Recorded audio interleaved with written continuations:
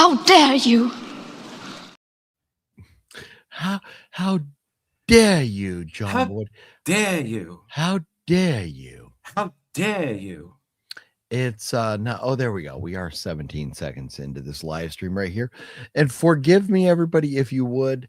I am about a half hour late. Life happens, and this is the part of the reason that John and I moved to Sundays, because just life is lifey, and trying to get here at a certain time is very tough for me. I hope everybody is having a wonderful Friday the 13th. That includes you, Mr. John Ward. How is your Friday the 13th going so far? So far, fine. Thank you. How about you? I'm glad to hear it. Mine is going well. I have a Diet Coke here, to be followed by several Coors Lights. What will you be drinking this evening, Mr. John Ward?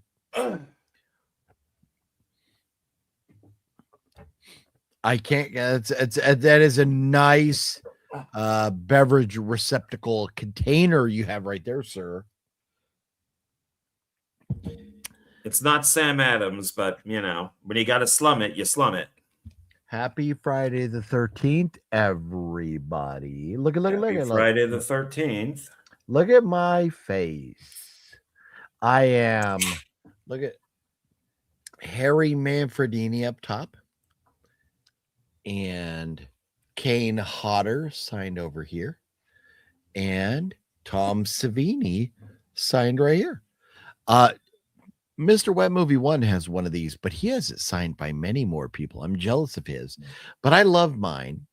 Out of the three main Friday the 13th folks that I would love to have signed this, Tom Savini, Kane Hodder, and Harry Manfredini are right up there. So I'm very happy with my Friday the 13th mask. And I have some other Friday the 13th items in my collection that I will show here in a moment. But look, sir, I got mail. This is You've got mail. Correct, Mr. AOL Online. I have this is not necessarily related, aside from the fact that it's horror genre. But this did show up today. And so I thought I would share right off the top what I got in the mail today. Having an unbagging. An unbagging, an unsacking. I'm removing the sack. This is something you and I spoke of recently, John Ward. Are you ready for this? Okay, let's see. What is it? I hope it's right. I hope it's good. The in and out feels very nice right here. How does that sound? Does it sound good? Sounds very crunchy. Is it exciting you? Is it titillating? If you do it faster, probably. Okay, there we go. Here we go. Ready? And explosion. Night of the Living Dead. Steelbook. Tom Savini, 1990. Is that the uncut one? 4K uncut. I spent $47 on this individual. Oh, wow. Now. Okay. But it's worth it, though. Correct. I wanted to have this 35th anniversary 4K. I wanted to have this in the collection. So there it is. I was very nice. After I got home from Vegas, I was like, man, I need that. And so I ordered it and it showed up today. So I was so excited. I couldn't wait for Monday. I had to show it today. So Night of the Living Dead. How about them apples? We'll talk about awesome. It more on Monday. I'll open it up, unwrap the seal and everything on Monday. Very sweet. Very sweet. Well, thank you, sir. So tonight, John and I thought that we would discuss films that may be considered ripoffs of Friday the 13th, and we would discuss our favorite Jasons, as in Jason Voorhees or Jason Momoa, Jason Statham. John, Do you have some favorite Jasons that you are very fond of? Yes, I have. Where is it? It's right here. I have my list of my 10 favorite, Very and I nice. even have 2 Funko Pops that are Jason related. Oh, I do not have that, sir. I'm jealous. But I failed. but they're not Jason Voorhees. They're people named Jason that I happen to have 2 Funko Pops for. Okay. See, and that is the catch, is that we are not just talking about Jason Voorhees actors. We're talking about Jasons. Anybody named Jason, you name it. That's what we're talking about this evening. In addition to the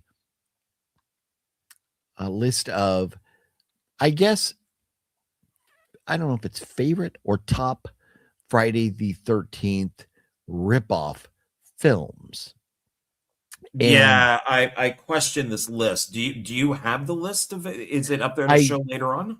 I do, and I'm going to pull it up here. Okay. So the list that you provided me with is better than most lists. I thought so out there. too. Yeah. Yeah.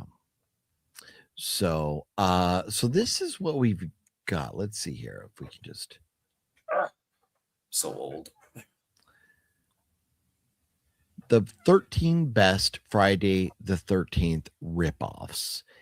Now this is questionable as if these Very are ripoffs questionable. or not, but well, let's just get to 13 here. Berserker.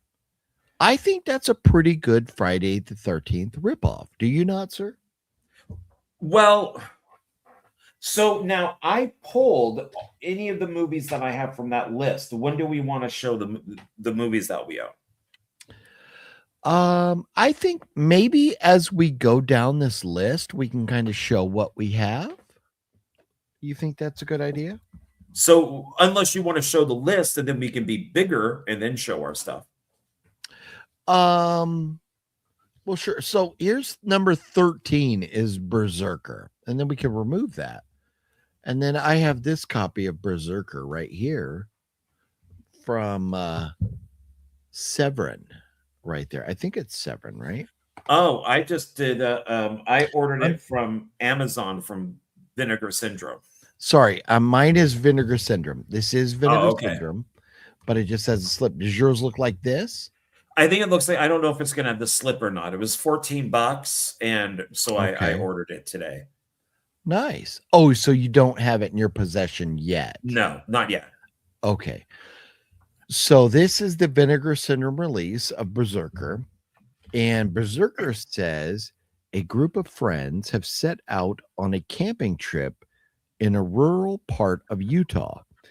Although warned by kindly Norwegian immigrant, you got a Norwegian immigrant in Utah. All right.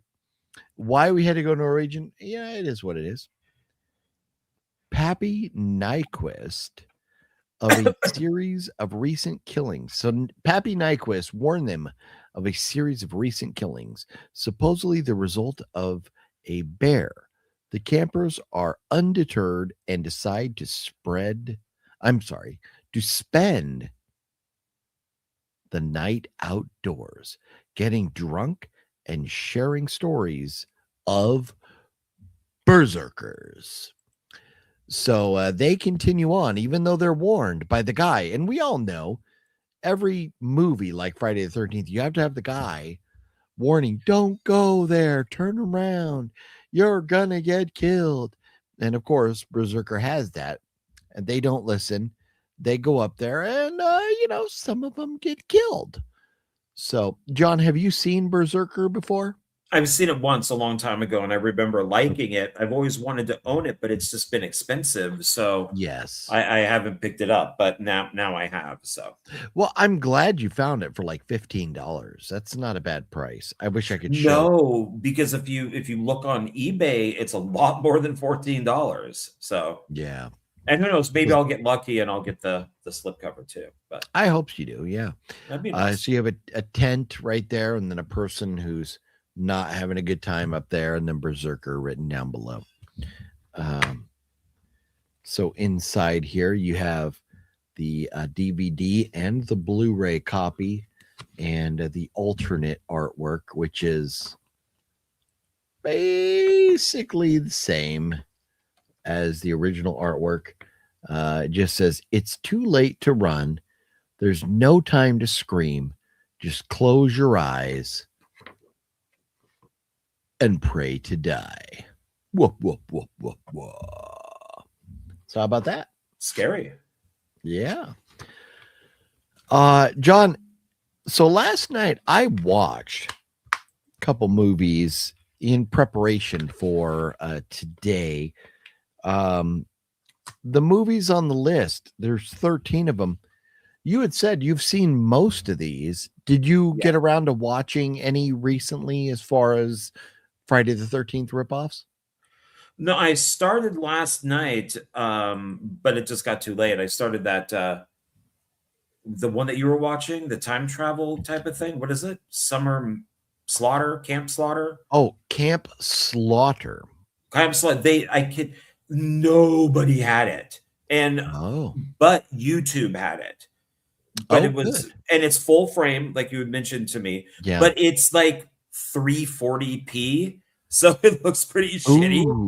But I want to finish it because I like the idea of it being like Groundhog Day, and I'm right when they go and they enter the camp in the 80s, and you have the present day people in the Hummer talking to the 80s camp counselors. So that's where I'm at. Okay. So I was not going to mention to you that this was like Groundhog Day like, but it is very much Groundhog Day. You have these kids driving in their Hummer, they're going to camp, and right off the bat, I'm hating this because the guy driving is arguing with the girl in the back and they hate each other, and it's just like, oh no.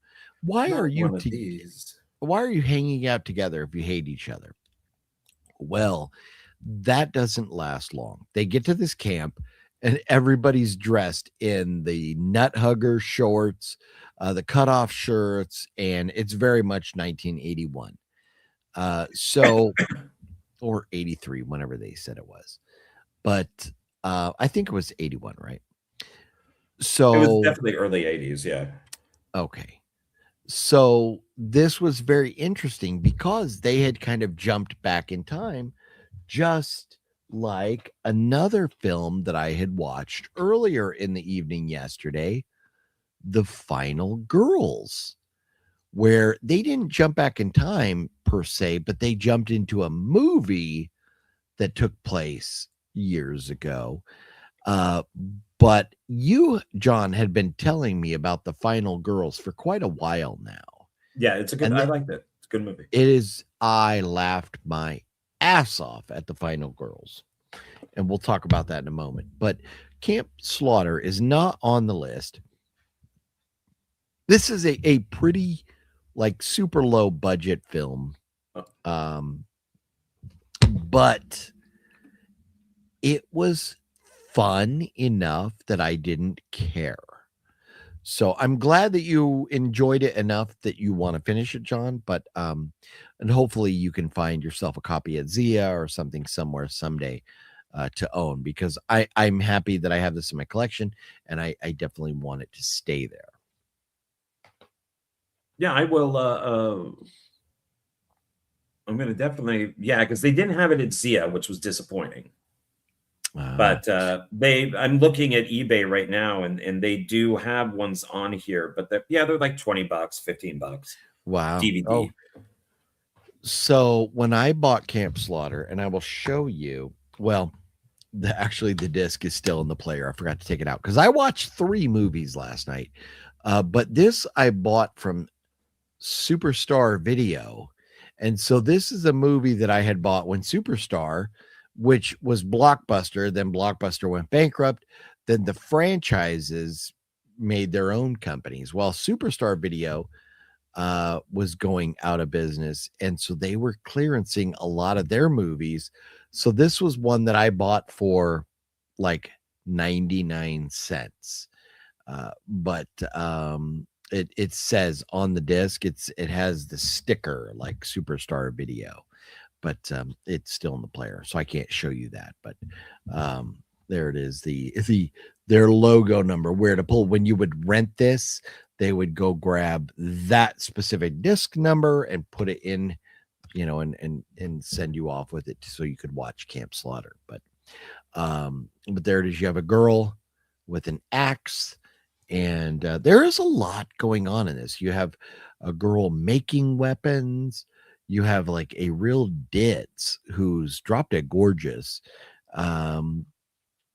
that are part of the campers that are kind of like in Final Girls. And you had the movie characters, and then you had the original cast. Well, in this, you have the cast from 1981 and the cast that joins them. And at first, I was kind of disappointed with this. And I don't know how far exactly, if you've gotten to the point where we've learned that one of the campers from 1981, he's clearly gay. And he, have you learned that part yet, John? I don't think so. No, they just got to the camp. Like they still don't know what's going on. So I won't say too much with it, but I felt very bad for him because he was clearly gay, but it was 1981. So it wasn't really as accepting for him to come out of the closet. And then like bad things start happening. And I'm like, oh no. No. Oh no. But the Groundhog Day thing made all of that irrelevant because we just start over tomorrow. So anyways, Camp Slaughter, I highly recommend it. It's not on the list, but I do highly recommend it. Okay. But Berserker, so John and I have both seen that. For John, it's been probably a little bit longer. Yeah. Then number 12 on the list was Don't Go in the Woods. John, have you seen that recently? Many times, yeah. Okay. I love Don't Go in the Woods. So Don't Go in the Woods, over here on the list, it says, shot on a budget of $150,000. Don't Go in the Woods was released a year after Friday the 13th. A regional slasher, if there ever was one, is about campers trekking through a forest while a psychopath runs around murdering tourists in the woods. Don't Go in the Woods is also remembered as being one of the video nasties, which were a long list of horror films that were banned in the United Kingdom in the 1980s. John, do you own Don't Go in the Woods? I do. It's from Code Red. Might be the first film they released because it says 001. But oh, very nice. I have it also from Vinegar Syndrome. And it says, so yeah, I love how yours also says Don't Go in the Woods, and then it's ...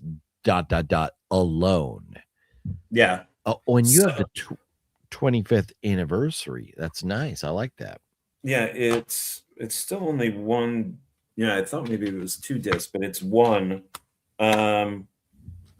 Director supervised full frame, transfer from the original negatives, poster and stills gallery, 15-minute talk show appearance, 1-hour featurette with cast and crew interviews, audio commentary with the director, bonus audio commentary with Duron Miller of CKY, star Mary Gale Ants, and the director James Bryan. I love this film. This would go probably, if I put it like a top 10. Okay. As a kid, I thought the killer was a Viking. And people people had seen the film going, he's not a Viking. And I'm like, he's a Viking. He looks like a Viking. He's a Viking. But he's not. Does look like a Viking, yeah. Yeah, he's just like a mountain man. And a lot of these I learned from Tom Drury as the monster from Siskel and Ebert. When they were doing sneak previews on PBS, they would have the dog of the week. And this was one of the dogs of the week. So I had to hunt it down on VHS to watch it. Funny. So the reverse artwork from Vinegar Syndrome, you have the title, and then inside it's just like kind of plants with blood. Okay. There's nothing really interesting going on, but I do like the fact it's not just like a plain white label. There's something there. Oh yeah. But, That's much better. Yeah, I have a catalog. Oh, nice. So yeah. So that's what I got. And then like a card, I guess you send in to let people know, let them know that you bought it. Okay. Yeah. And so mine does have a dual disc, but it's one's a DVD, one's a Blu-ray. So there's not really any difference in the discs, like what's on them. And basically same thing that you had with the special feature wise. But this motion picture depicts scenes of graphic violence. Would you say there's graphic violence in that movie, John? It is violent, but it's low budget violence. So I don't know if I would really call it, scenes of graphic violence, except to get people in the theater. But that is that is a pretty cool poster, though. Yes. And so notes that I made on the film were that I liked that there were a lot of kills. There were a lot of kills in this movie. And then one time we get a shot of the killer right after he kills somebody, and then he like, for whatever reason, you see a close-up of his face, and then he spits, and it looks like his big loogie just comes drooling out of his mouth onto his beard. It's very weird, but it made me laugh. At times I thought it was kind of confusing based on like some of the victims looked like some of the other victims, but I think that was just because there were so many. And then toward the end, we kind of set it up for a sequel of sorts because we have a baby with the axe. But then we don't go anywhere with that. And I think the biggest glaring thing for me, like kind of if you were gonna like go with negatives, there's no nudity at all. I was like waiting for it. They were going swimming and they're in the water and stuff, and it's like, oh, we're gonna get boobies, and then we never do. But yeah, that is all in all, I mean, for what it was, like a lower budget 81 film, very enjoyable. And so I'm glad that I own this. I've seen it a second time. And now I was kind of hoping yesterday watching it again that my opinion would change, but it hasn't really. I give this a 2.5 out of 5. It's definitely one I'm glad is in my collection and won't let it go. But it's not a perfect film by any means. Oh wow, okay. Well, okay, so if I'm doing the 1 to 5, then I have to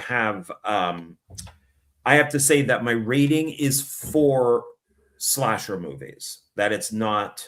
Oh, okay. So if I say a movie, my rating is standard. This is up against The Shining. This is up against everything. No, because if I say this is a 4, then that means that it's just below Citizen Kane, the greatest movie ever made. So yeah. I have to have this on a slasher level. So well, that's fair. Yeah, I would give this a 3 to a 3.5. Okay. And now, so on a slasher rating, what is do you have something in mind that you would go, that is the perfect slasher film? I guess you could. Well, I mean, yeah, Friday the 13th or Halloween. I mean, even something like Black Christmas, you could compare stuff to. If those are like the best slasher films, yeah, and they're like in the area of like a 5, this would be like a 3 or so. Yeah. Okay. That's fair. And I do consider this to be a Friday the 13th ripoff because it takes place in the woods and it has campers and stuff, where some of the things on this list, Berserker would even be that because it's people camping. So that's okay. Yes. But some of these on this list, they're more Halloween, I think, than Friday the 13th. Yeah. Agreed. We'll talk about one more film. And then I think we'll say hello to everybody, being that we're late as shit anyways, and that's all on me. So here we go. Final Exam, they have listed as number 11. And I do own Final Exam. John, I do believe you own Final Exam as well. It says ditching the concept of camping in the woods, but keeping with the same look and feel of Friday the 13th was 1981's Final Exam. The setting is different, but the formula stays the same. No. College students doing college things are stalked by a serial killer on campus. A laughable attribute of the movie is that it takes a lot of time with its characters doing humorous college-like things and actually has the ability to make the audience forget it's even a slasher film. So, and there's more there, but Final Exam, John, I'm getting the sense that you do not feel like, and you suck for having a Blu-ray. I just have a measly old DVD. But I'm getting the feeling you do not agree with this being compared or listed as a ripoff of Friday the 13th. It's not. One, this is Scream Factory, but it's also Code Red. I do own it on DVD also because it has some different special features. This is Halloween. It is literally Halloween, just on a college campus. This is not Friday the 13th. The person who wrote that, the list, is wrong. It is wrong. I love this film. I think it is one of the greatest slasher films ever made. It would definitely be in my top 5. Like I said, I own 2 different versions of this film. I own 2 different versions of the soundtrack. I used to have the poster for this hanging up on my wall. I think Final Exam is absolutely amazing. I think it is great. I mean, you have a character named Radish. I mean, how can you not like that? I mean, which is the guy on that picture. Yeah. And that's Michael Myers. He's even got the butcher 100%. It's Michael Myers. It's 100% Michael Myers right there. Yeah. The only thing that is similar to Friday the 13th is that it has the title. You know, Happy Birthday to Me, My Bloody Valentine, Final Exam, Graduation Day. This is as close to Friday the 13th as Graduation Day is. I mean, same idea. College kids, they're on the camp. Well, I guess in that it's high school. But it's like, no, this is not Friday the 13th. It's Halloween.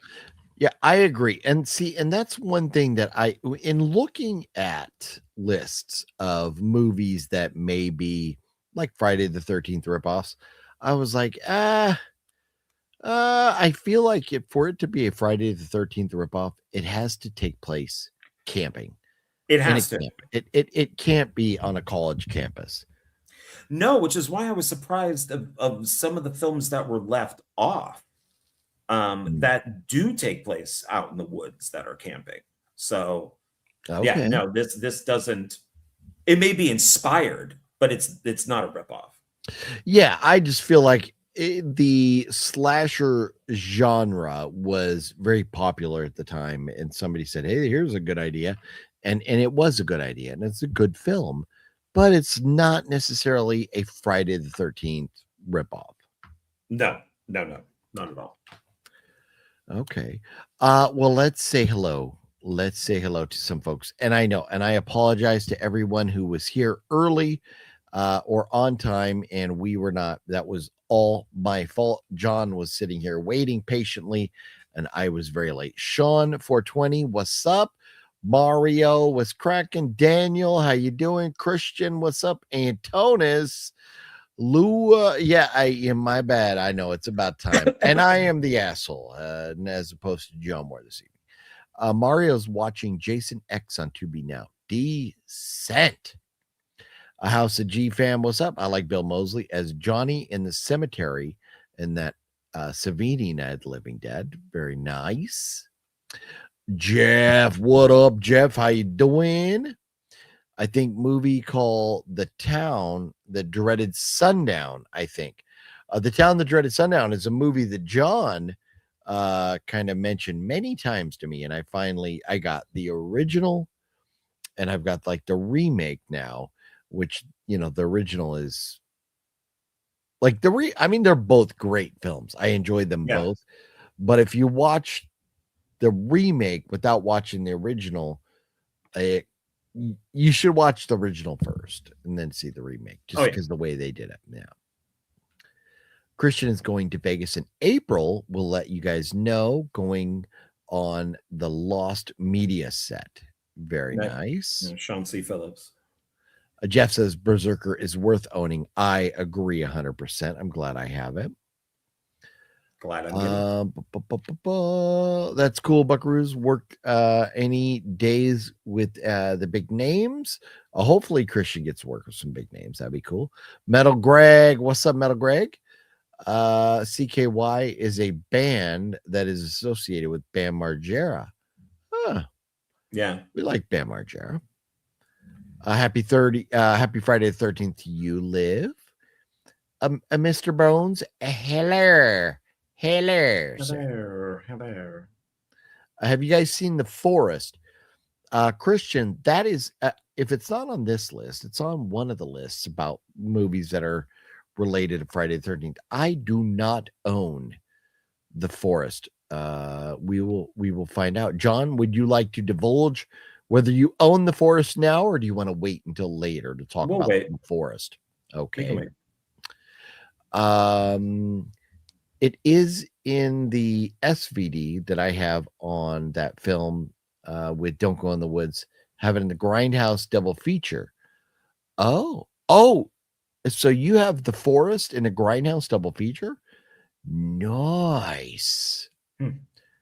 Panini pound cake? We do like panini pound cakes, Mr. Bones. Good. Yeah.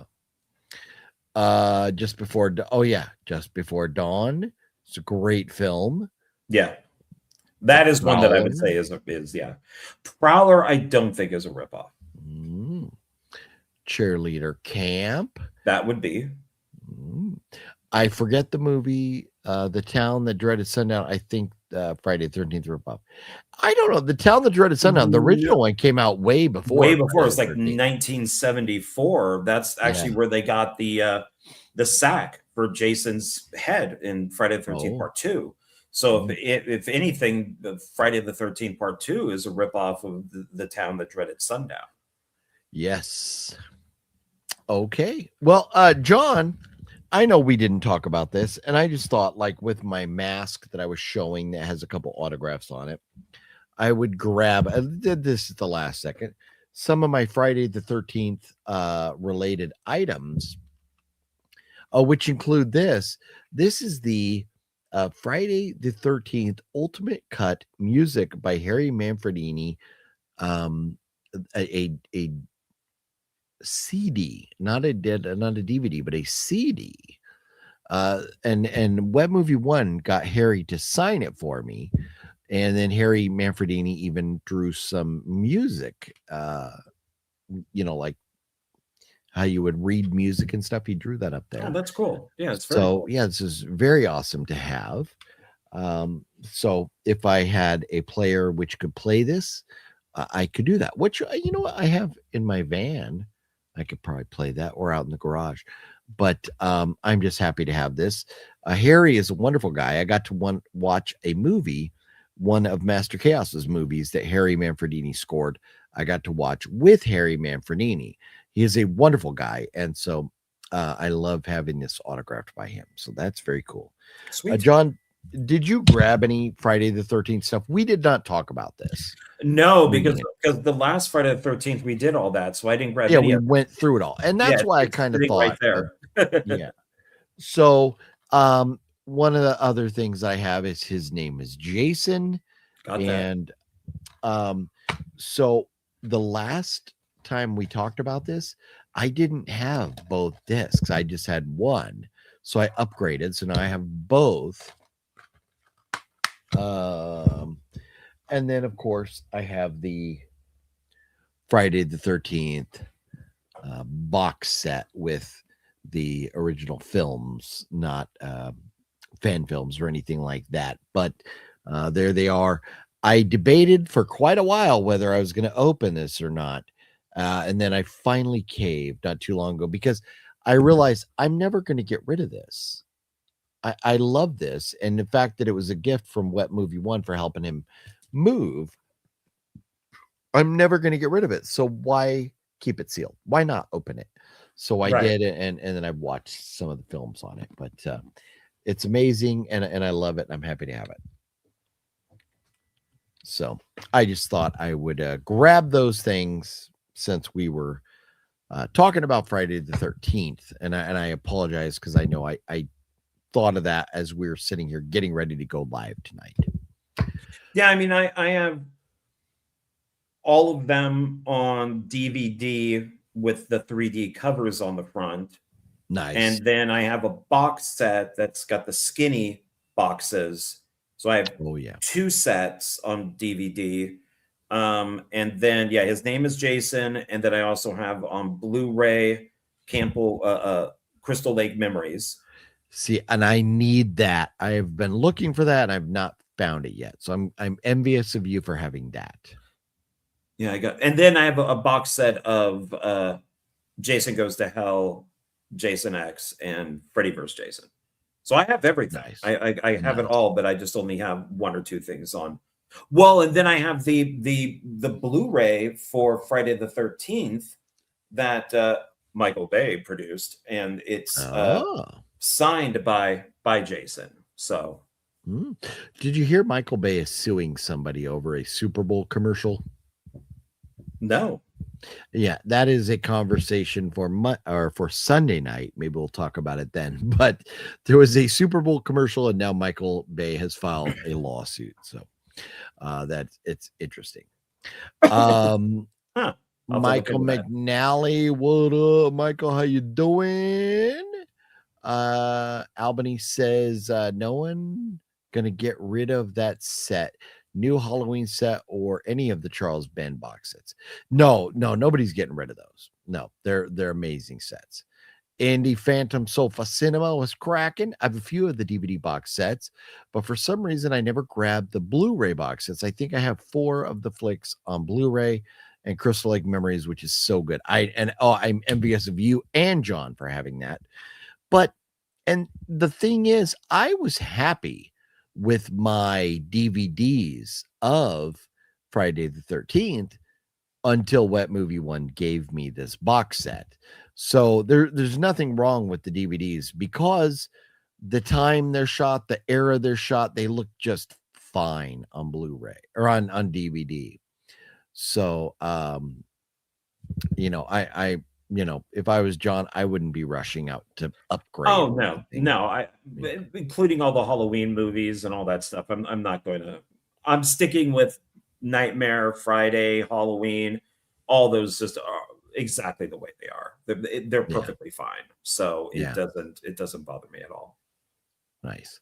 Antona says, does Crystal Lake Memories talk about the behind the scenes?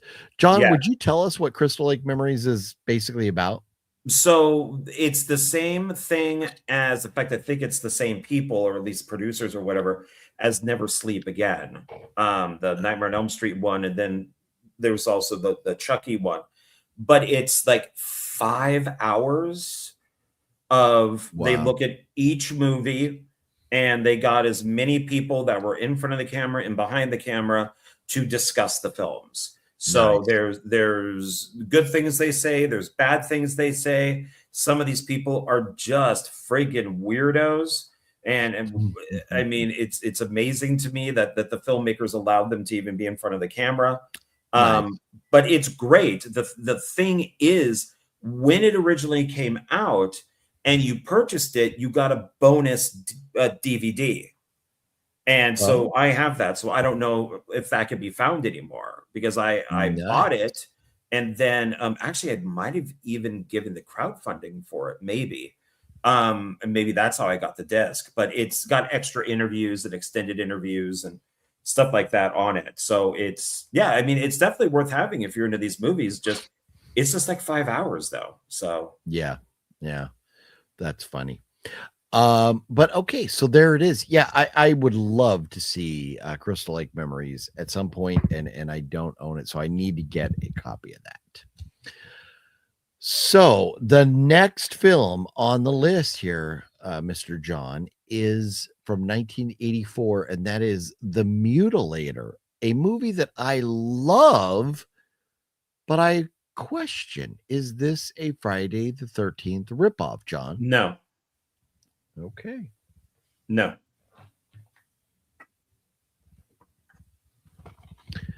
I have this particular copy of The Mutilator. John? Okay, so we both have the same. Yeah. The Arrow video. It says by sword, by pick, by axe, bye-bye. This is a fun movie. It takes place at a beach house, surprisingly enough, by the beach. And you have, I know, right? Shock, shock, surprise, surprise. You have a group of kids slowly being killed by an axe murderer. I need to be more quick with this, but this again, well, let me just back up for a minute. This took place at a beach house, surprisingly enough, by the beach. Surprise, surprise. Surprise, surprise.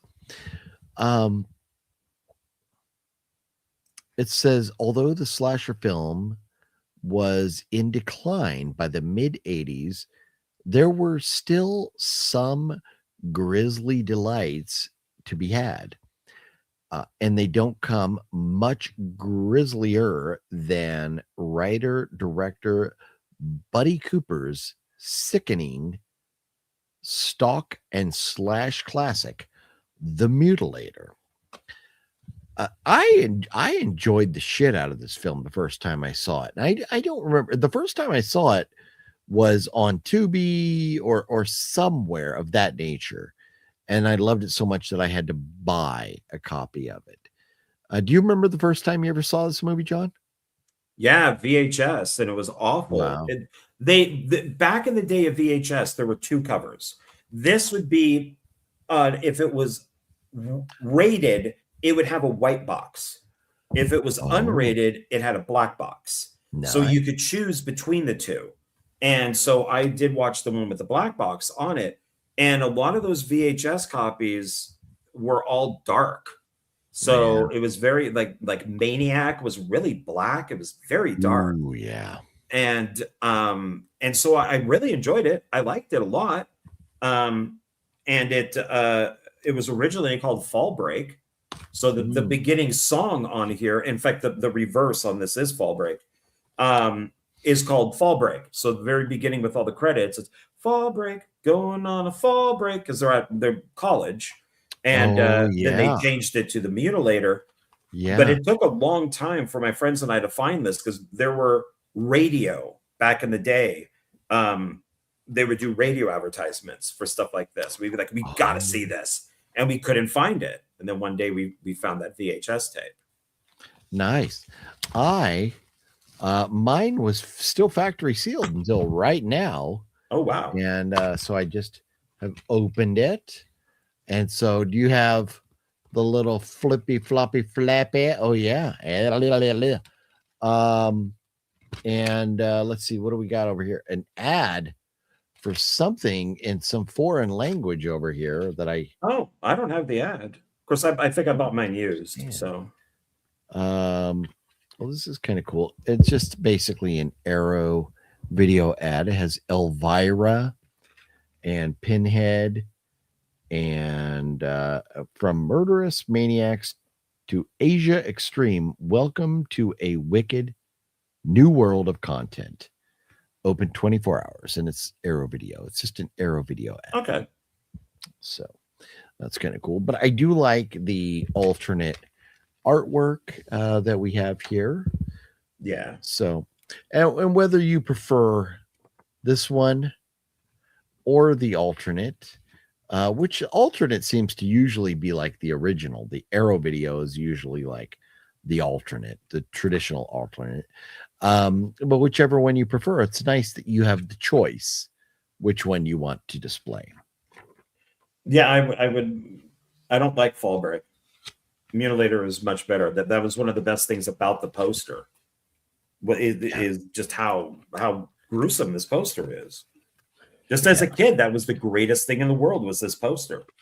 Yeah. Oh no, the meat hook downstairs when he was like hanging the people up on the meat hook was great. I loved it. And there is a sequel. The director made a sequel, and a few people I know on Facebook were in it. I don't think I have. So Fall Break 2. Yeah. I don't think it's come out yet. Okay. But it's been, you might be able to stream it, but I don't think there's a physical copy of it out, or at least yet. Okay.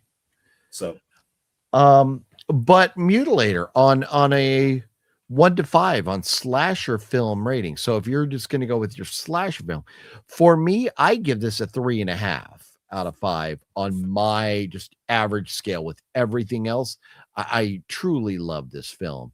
On your slasher film rating, where would you give the Mutilator? I'm looking at the other two movies. So I might have to change Don't Go Into the Woods. Okay. That I think I'm going to change that to a 4. Okay. Final Exam is a 4. Okay. This would be a 3. Okay.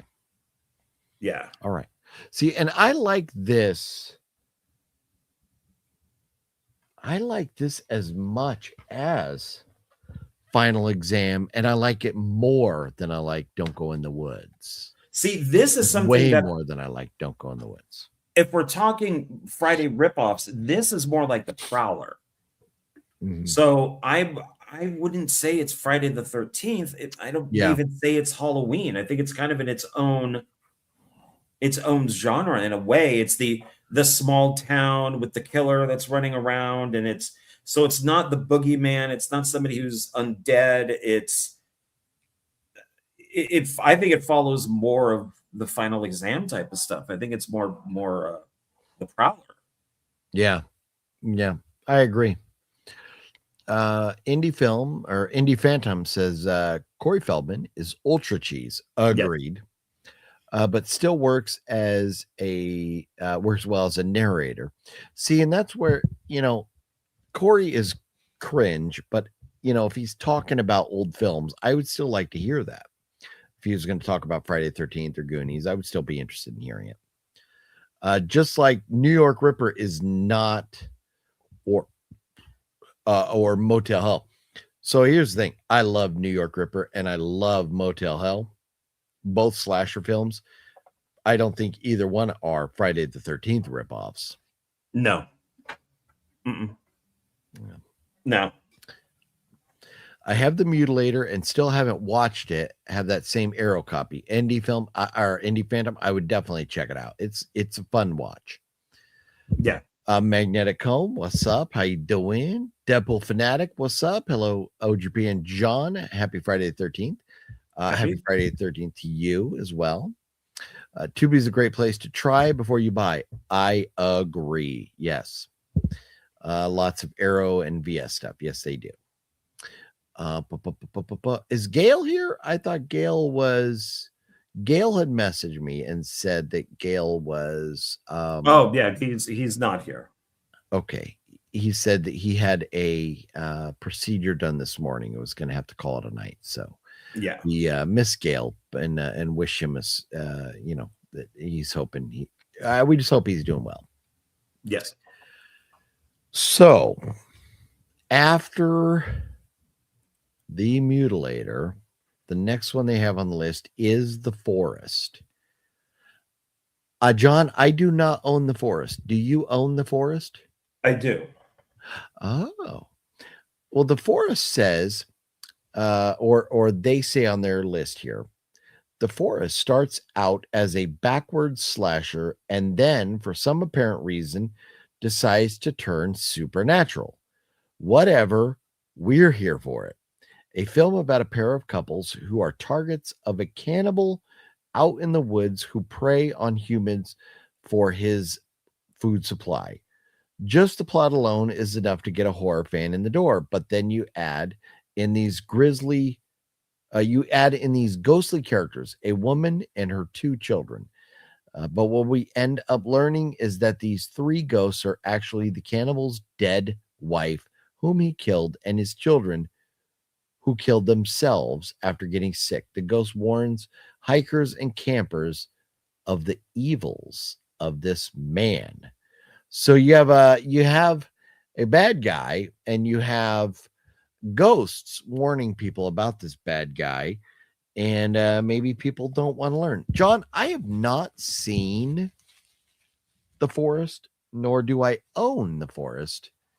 What are your thoughts? And tell us more about it. This is also Code Red, and it's got a slipcover. I went through a thing where I wanted to own all of the, basically like all like the big slasher movies, and then I think I got down to like the sub slasher films. I don't like The Forest. I think it's dumb, and Really? I don't really recommend it. No, it's yeah, I was not a fan of this. It's just kind of in my collection because it's The Forest, basically. Okay. But this would be more of a Friday the 13th ripoff because it does take place in the forest and there's campers and stuff. So, okay. But the ending is just dumb. Maybe I need to rewatch it. I don't know. I didn't like it when I saw it. That's interesting because it does. I mean, for it being, son of a bitch, that's not the list. Where'd the list go? Did I exit out of the list? Wasn't that the list? Oh, no. Oh, it was the list. Here we go. For being number 9 out of 13 on the list. That's interesting. Your thoughts there. Yeah, I guess I didn't like the ghost part of it. I thought that was kind of dumb. If it was just like I mean, come on, look at this guy. I mean, look, really? Yeah. Really? Yeah, but I mean, but Jason Voorhees is pretty much supernatural, although we didn't really learn that until several part 6 is when he became the Frankenstein monster. Yeah. He was just an undead guy, but then he became like super undead once that electricity hit him. So I don't know if this was just like a slasher film that took place in the forest and it was a guy taking revenge because of his kids or family or whatever it is, that would have been fine. But I just don't. Yeah, I would have to rewatch it, I guess. Okay. So it's like Friday the 13th with a spin. Yeah. With a ghost spin. Yeah.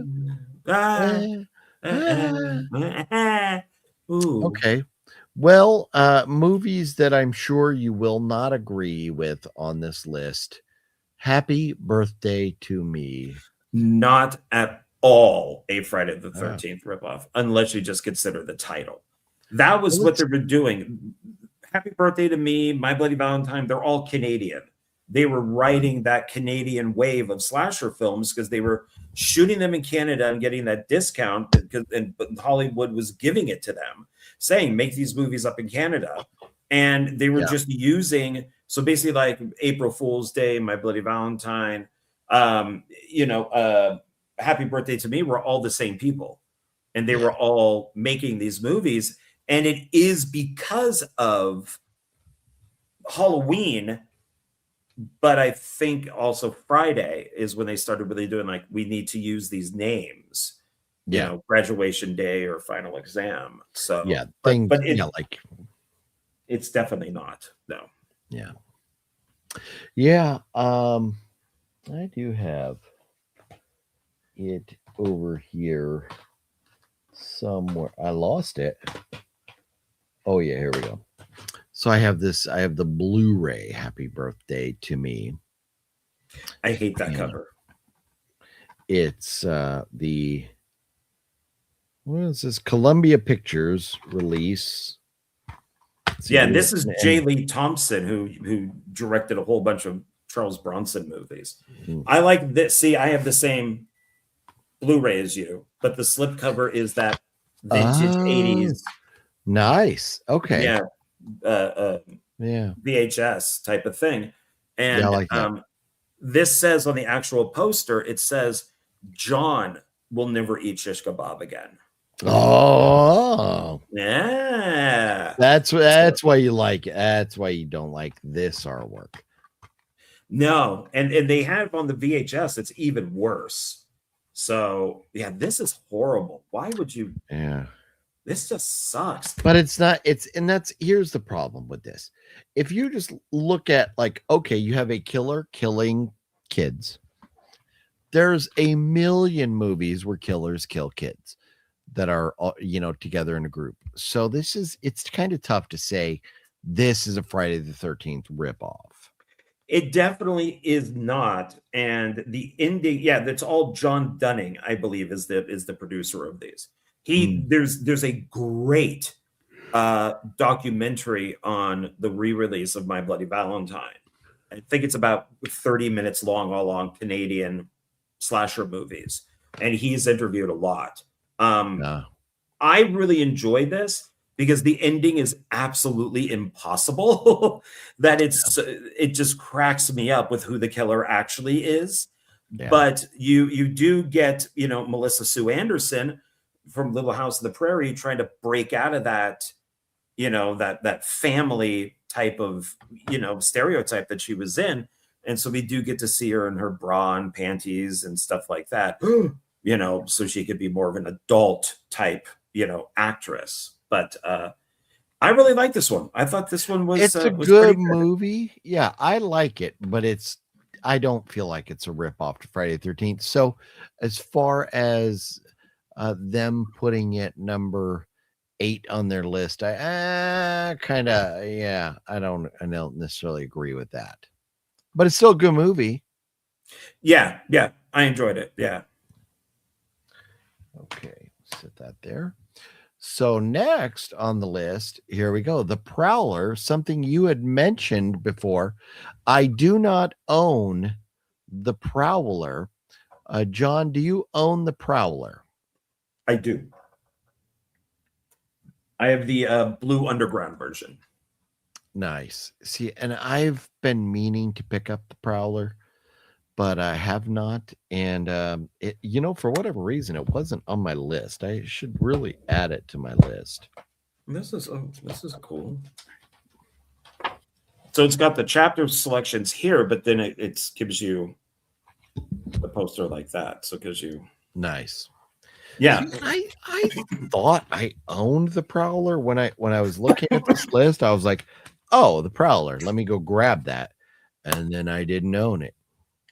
Well, and this has, it's got, of course, Tom Savini does the makeup in this, and Tom Savini always plays the hands of the killer. So that's actually Savini right there stabbing the person in the head. Nice. Joseph Zito is the director of this, who also did like Invasion USA. The music for this is really good. I own the soundtrack for this one too. And they tell you, have you seen it? I don't know. So I'll talk about it. Go ahead. Okay, so I won't say too much, but I will say the writing in this is great because without you knowing it, they tell you who the killer is throughout the movie. Okay. And then when you find out who the killer is, you're like, oh crap. They said that like duh. Yeah, like an hour ago. So it's very good. The effects are awesome. That's cool.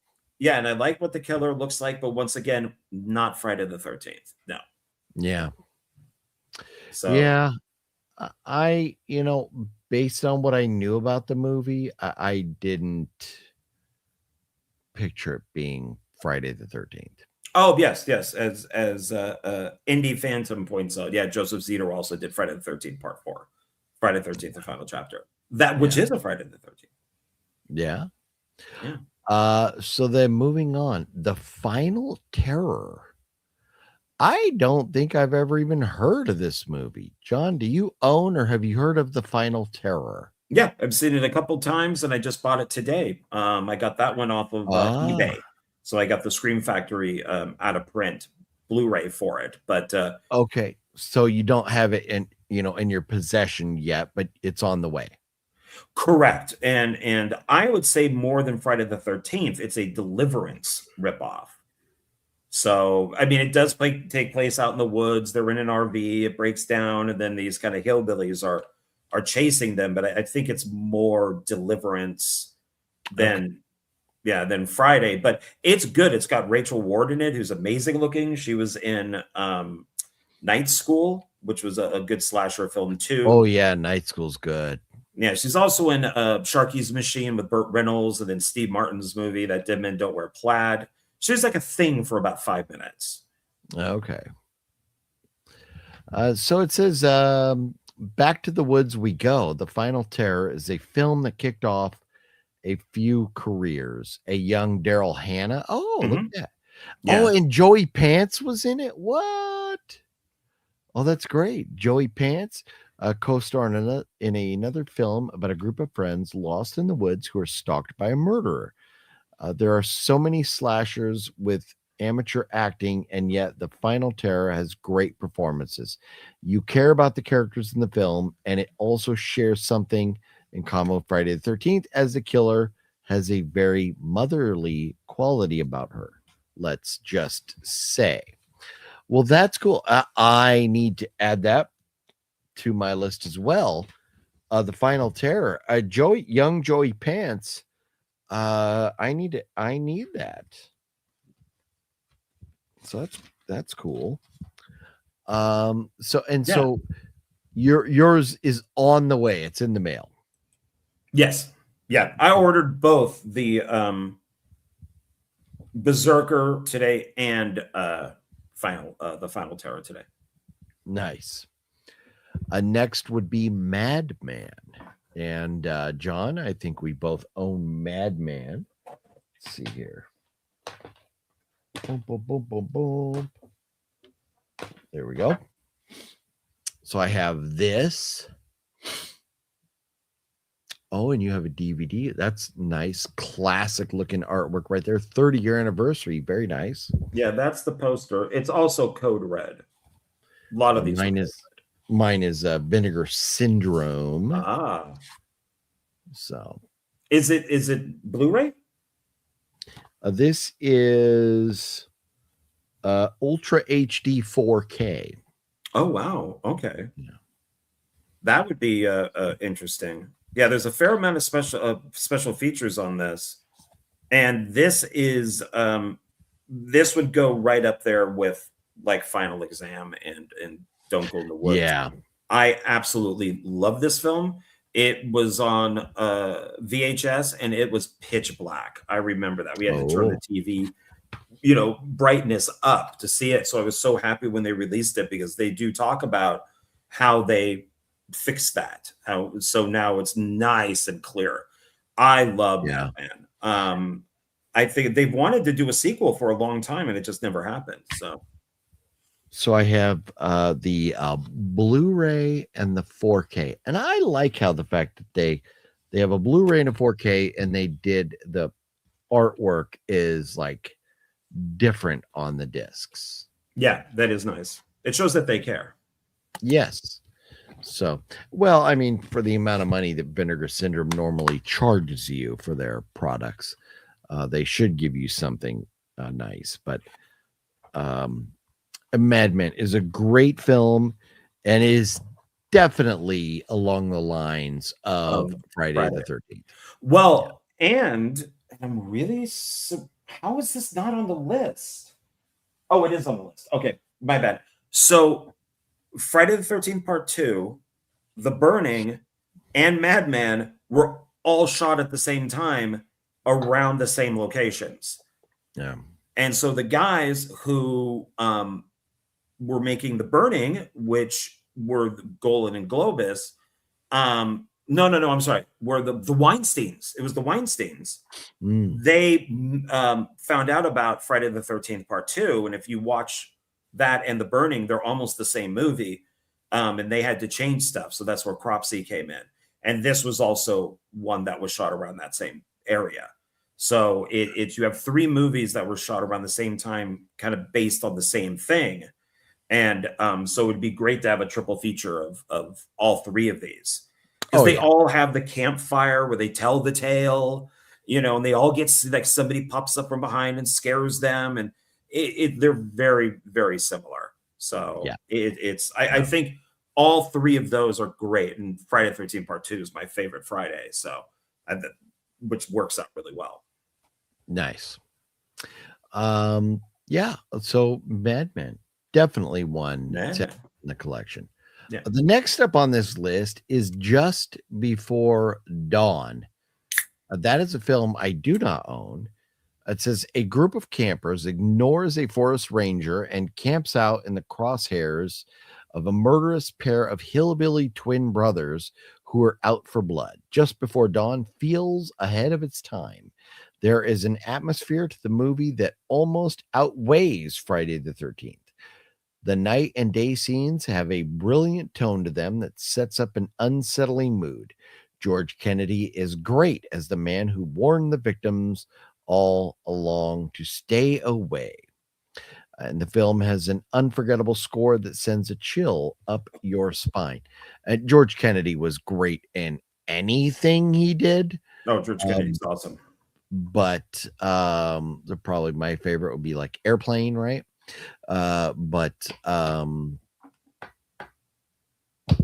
Man, great movie, and you suck for owning it. I do not own it. What are your thoughts? Well, this is it's the 2-disc special edition. And so it's got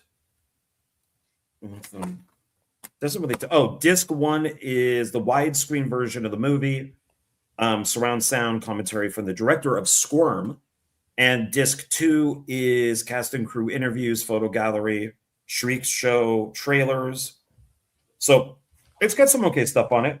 That's cool.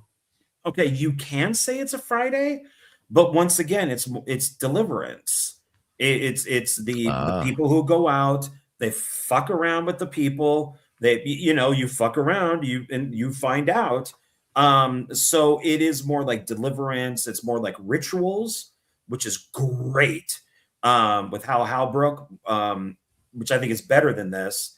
Southern Comfort is even that way by Walter Hill, which has a great cast in it. It falls more in that genre of the even though these all take place in America, it's more of like the white privileged guys that they're doctors and all that stuff that go to the hick town, and of course they fuck with somebody in the hick town, and they're like, oh, we're gonna get them. Like Rituals, they're all doctors and they go out and they get really messed up. But yeah, it's a good film. It is a really good film. But with it just being in the woods with camping, sure, Friday the 13th. Okay, yeah. I've never seen that, and I need to. It's on my list. Yeah, there's a single disc and a double disc. So try to get the double, and this is Shriek Show, because I know there's other companies that have released this. Okay, well, that's cool. Special features. I went through them. My bad. I wasn't paying attention. That's okay. I'll quickly go through it. Disc 1, widescreen version of the movie, surround sound, audio commentary with the director. Disc 2, cast and crew interviews, photo gallery, Shriek Show trailers, original movie trailers, and more. Nice. Very nice. Thank you. I was distracted working on notes and things of other things over here, so forgive me for that, but thank you for that. Sure. Yeah, that is definitely something I need to get in my collection. This list, whether it's Friday the 13th or not, is definitely a list of movies that everyone should own, I think, if you're a collector. I would say yeah. So then next, The Burning.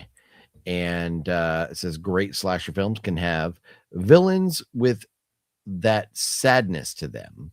In The Burning, a caretaker of a summer camp, Cropsey gets an awful prank pulled on him that sets him on fire. A few years later, he returns, burned and disfigured, out for vengeance.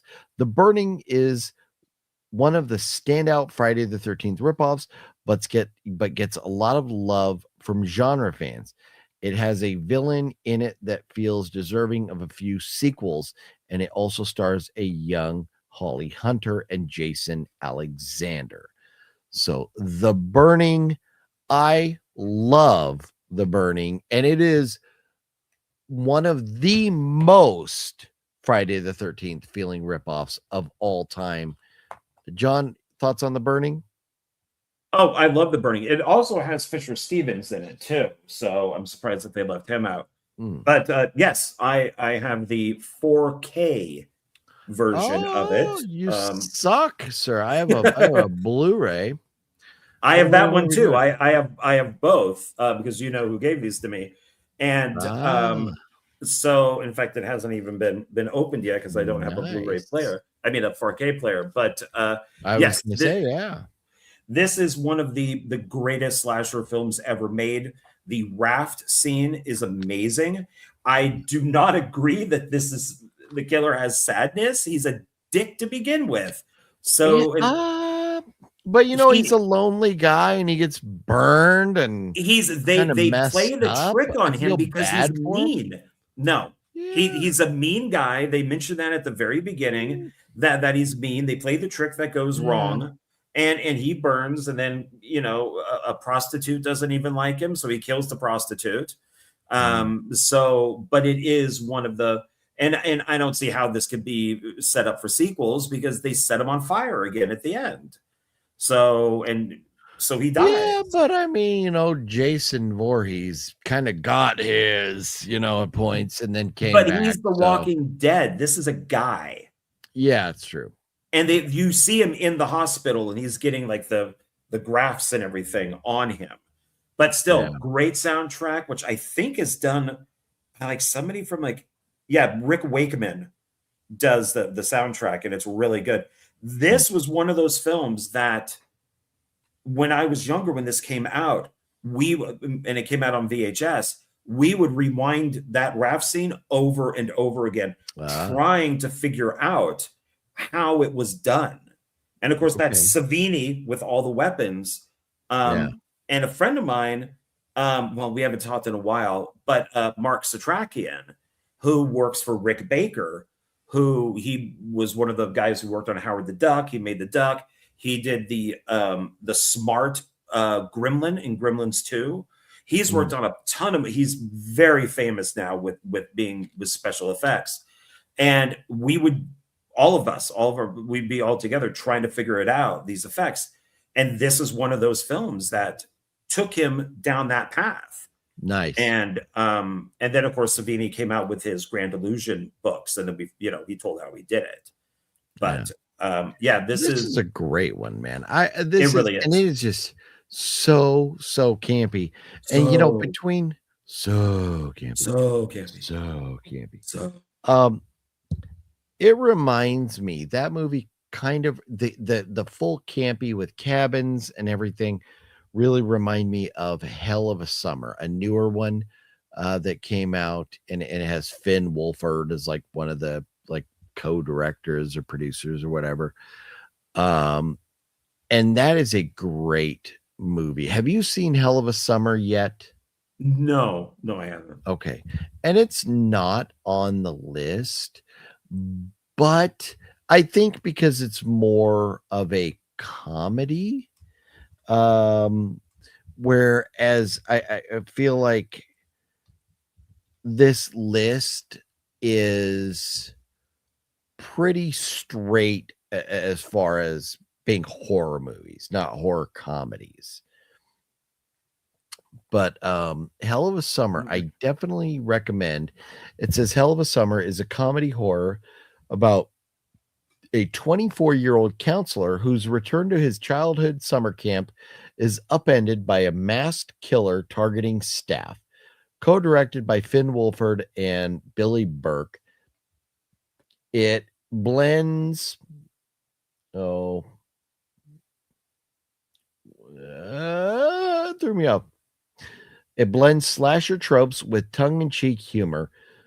Critics praise its nostalgic nods and cast chemistry, but not uneven pacing, dated jokes, and lack of tension. Worth a watch for fans of life, of light, self-aware slashers, but not a genre standout. And Hell of a Summer is not something that you're going to go like, oh my God, it's the best movie in this genre. But Hell of a Summer is definitely, I feel like if you enjoyed The Final Girls, you will enjoy Hell of a Summer.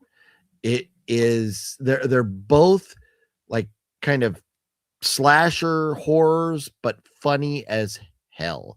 So if you like The Final Girls, I definitely recommend Hell of a Summer. And I don't own a copy of it. I probably will someday, but it was a fun watch. And I was very surprised that I actually enjoyed it. I went to the theater thinking this movie's going to suck. And I walked out going like, wow, that was very fun. So Hell of a Summer.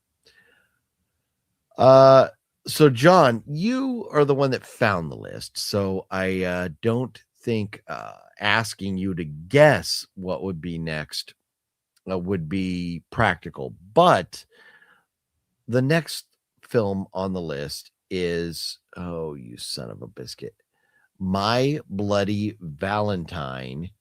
And there we go.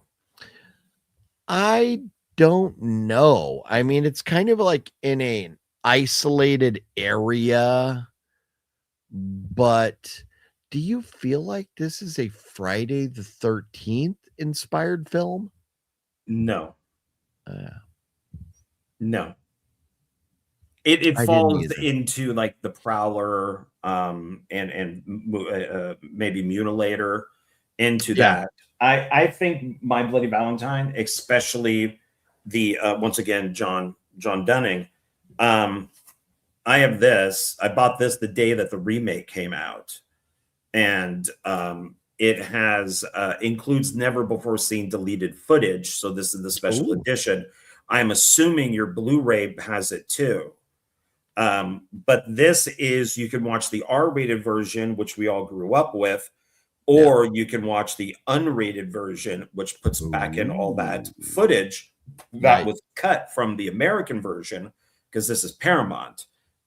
So they edited out all this violence. The film was grisly to begin with, but this uncut version is friggin' amazing. And you could tell the footage that was cut out because it's all grainy, but which is nice because you could go, oh, that's the stuff that was missing. I love this movie. I think I saw it like 2 or 3 times in the theater when it came out when I was a kid. My mom would just drop me off at the theater. And I found this to be absolutely amazing. This would definitely be in my top 5 for one of the best slasher films ever made. Nice. Now, this one says that it has the deleted footage and director and cast special effects designer introductions. But it doesn't say that it has. Right? Do you have anything like this there that says watch the deleted footage separately or as part of the film? Yes. There you go. Have that right here. Okay, so it's got it there. Okay. Yeah. And I agree. I feel like this is just a slasher film, and it's a great film, but is it a Friday the 13th inspired film? Only because of the title. Yeah. Valentine, Friday the 13th.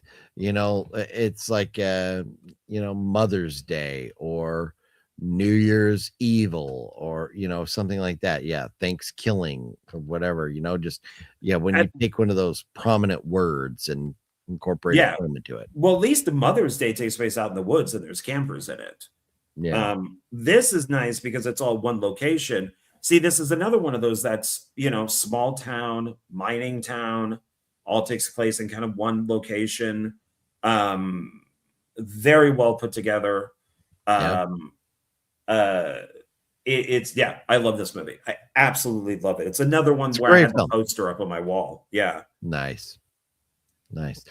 Before we get into the number 1 film according to this ranking here, I thought I would show a couple other films that I had that may or may not make anybody's list of films that are like Friday the 13th inspired. One, John, you and I recently dove into this right here, Bloody Murder. And this is very much a Friday the 13th I would agree. kind of inspired ripoff film here. Even, I mean, looking at the mask and everything, it's very much Friday the 13th, a campy horror movie with a killer. Yeah, they're at a summer camp, so yeah. And was there like 2 or 3 of these films in this franchise? There's 2, and that are actually called Bloody Murder. Then there's the third one, which is The Graveyard, which mentions the town and stuff in it. And then there's a fourth one that they rewrote the script and just made it a completely different movie. I own all 4. So that's right. And so in The Graveyard, I just bought. I have not watched yet. But that's right. That was from this franchise here. So, but Bloody Murder, definitely noteworthy. And one that I saw on another list that I feel this is kind of similar to, like, you know, Happy Birthday to Me or Final Exam, and that's Stage Fright. So Stage Fright says, while a group of young actors rehearse a new musical about a mass murderer, a notorious psychopath escapes from a nearby insane asylum. It's a more Halloween, actually. But when the show's director locks his cast into the theater overnight, the madman is accidentally locked inside as well. So you have the cast of this like production locked into their theater, and then this madman who's killing him is in there as well. So they're kind of camping, but they're in a theater. So I saw it on a list, not this list, listed as one that may be Friday the 13th related. I don't agree, but it is a good film, and I think everybody should check it out. Do you have thoughts on Stage Fright, John? Have you ever seen this Stage Fright film? Yes, I think I own that copy of it. Yeah, I would say with the owl killer in it. Yeah, it's got a great director on it. So yeah, great film. Is this the one that was like the guy was like a Michael Sovey, who was from the like Dario Argento clan camp. That whole camp. Yeah. So it's definitely worth a watch, but it's, in my opinion, it's not like Friday the 13th related. You may see it in some lists, but I think it's definitely like it's one to watch, but it's not a Friday the 13th ripoff. Right. So, John, before we dive into number 1, did you have any other films or anything that you wanted to mention that were maybe possibly considered Friday the 13th ripoffs, or that were not necessarily, or anything?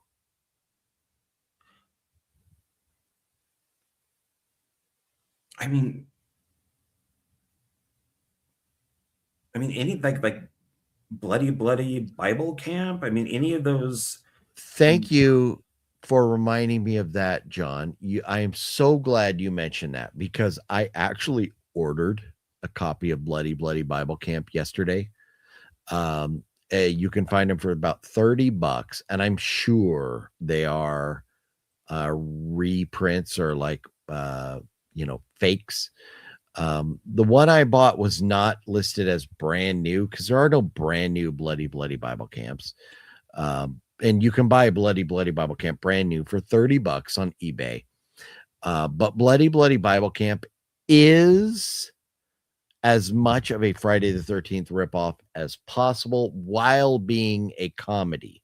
And I thought about, I should have brought down my picture because I have the picture signed from Bloody Bible Camp by why am I drawing a blank? The dude from Phantasm. Reggie Bannister, yes. And mine is actually signed by Reggie and his wife, who both were in the film, and both, you know, and his wife actually was like, did some production work on it, stuff behind the camera stuff too as well. So it's signed by both of them. But it's way up there on the wall. But Bloody Bible Camp is a great one that everybody should see. Have you ever watched it yet, John? Have you got around to it? No, I've never seen it. And somebody in the chat mentioned also like Cheerleader Camp. That's another one. We won't discuss it. Sequel. And of course, Camp Blood is, I mean, in Friday the 13th, they say Camp Blood. Yeah. So I intentionally avoided Camp Blood, but it's it is, you know, I mean, it depends except on for how part far, 10. You can talk about part 10. Okay. How far down the list of micro budget films do you want to go? But and one other thing before we get into the final, one other film that I liked that is campy, but it's ghost story more than a killer. That a film that I love is Camp Colebrook. Have you seen this yet, John? No, I own it, but I've never seen it. So Camp Colebrook has Danielle Harris and Courtney Gaines, amongst other people. But they go to this camp. They're ghost hunters, and they want to see, you know, what's going on at this camp. And there's definitely ghosts there and stuff. It's a campy movie. It's very reminiscent of Friday the 13th, but it's not a typical slasher where it's ghosts instead. But Camp Colebrook, I highly recommend. This was a dollar store purchase from me, like you know. So, but anyways, if you can find Camp Colebrook, definitely worth a watch. It's a good one. So there's that. But going back to Final Girls, I made some notes on this that I wanted to address. They're funny as hell. And Metal Greg says, yes, Tiffany Shepis and Bloody Murder 2. John Ward, I do believe you are a fan of Tiffany Shepis. Are you not? Yes. I know you are. Yes. So why can I not? I'm a fan of anyone who does full frontal nudity in front of a camera. Final Girls. I loved so many things about this movie, and John has been telling me to watch this forever.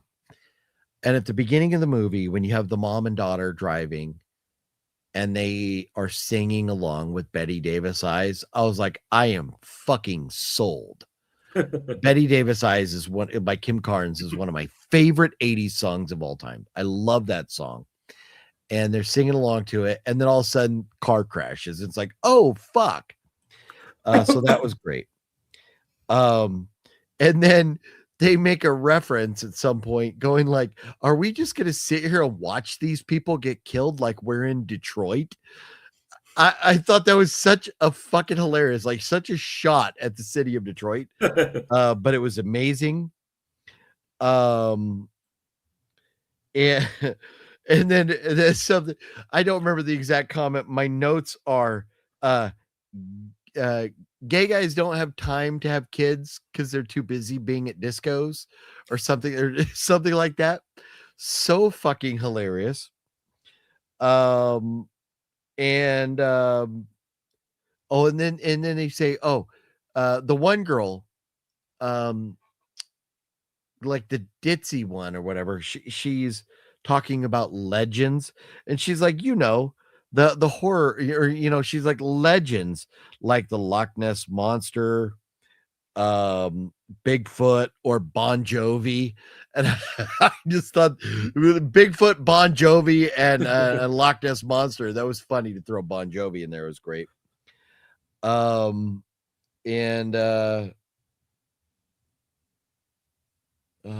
not dead. Go to some of my notes I'm already forgetting after watching 3 movies last night. Oh, and then to one girl, they're talking about her boobs, and this made me think of you, John. She goes, "Why does he hate my boobs?" And I was like, "Well, that's, you know, maybe that's a question we can ask John. Why do guys hate boobs? So Oh, don't hate boobs. and then the mom. So it's Tessa Farmiga, the girl from the Nun franchise, who I love her in the Nun movies. The younger sister of Vera Farmiga, but it's like her and her mom talking, and the mom, who's Nancy in the film, because these girls, they get pushed into a film, and one of the girl, Tessa Farmiga, her mom is one of the actresses in the film, Nancy, and Nancy says that she was a virgin and she was saving herself for George Michael. And the other girl goes like, "Oh, I wouldn't hold your breath." That was fucking hilarious. But the soundtrack was great. Between Betty Davis Eyes, Cruel Summer, and Cherry Pie from Warrant. So many great songs. Final Girls, a phenomenal film. And I'm definitely feeling like I need to upgrade this from a DVD to like a Blu-ray or something at some point. So your Final Girls, do you own a copy of Final Girls, John? I don't, no, but I really enjoyed it when I watched it. So everybody said you need to watch it, and then I finally I saw it streaming, and Nice. just really enjoyed it. I like that type of stuff, so that's why I'll probably finish that Camp Slaughter. So yeah, anything that's a little different, that's that's more than just a killer in the woods is more interesting. Yeah, and I can't pronounce the guy, Thomas Middlerick or whatever, but he was the guy from it's him up here from Silicon Valley, the TV show Silicon Valley, which was amazing. Oh, yeah. He's like the lead in that, and he's just great in this. So, plus Adam Devine is just amazing. He is so damn funny in this. So anyways, highly recommend that. So Andy,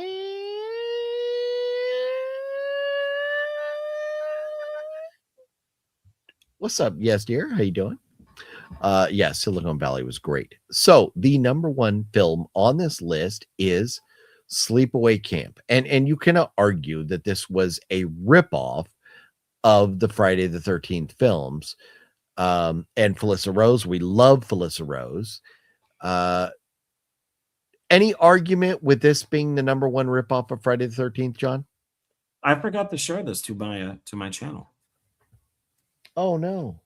Oh no. Oh no. So I'm going to do it now, which is kind of pointless, but no. I think we're at that point with these movies that this is kind of more of a spoof, but almost like a spoof. Yeah, but it could still be up there. Sure, why not? Yeah, unknown killer going around and killing everybody at the camp, yeah. Sure, I could say that. You could put that with Friday, especially. I would say the first Friday the 13th is what it's closest to, the original. Yeah, and we love Felissa Rose, and in this, it's so funny. Because if you see her now versus you see her then in 1983, you're like, okay, that she looks like the adult version of her. That's Felissa Rose. But I don't know what year Felissa was born, but it's so funny because at this point, and is not to get like graphic or anything, but in this film, she is very flat chested, and Felissa Rose as an adult is anything other than flat chested.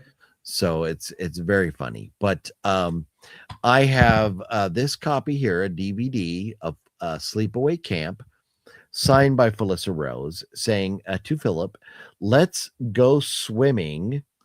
And then she signed it right here. It's kind of hard to see. But I also have a picture, which I forgot to pull down, signed by Felissa Rose, saying, what did she say? Meet me somewhere, wherever they say in the film to meet me in the quad or meet me in the dock or whatever it is, after the formal or something. But I forget. But I love the fact that I have these autographs. And the cool thing is, Wet Movie One and I went to a signing of Felissa Rose and Dave Sheridan and then they were also had one of the main actors from that movie Rad, the bicycling movie. Oh, okay. Yeah, I know Rad.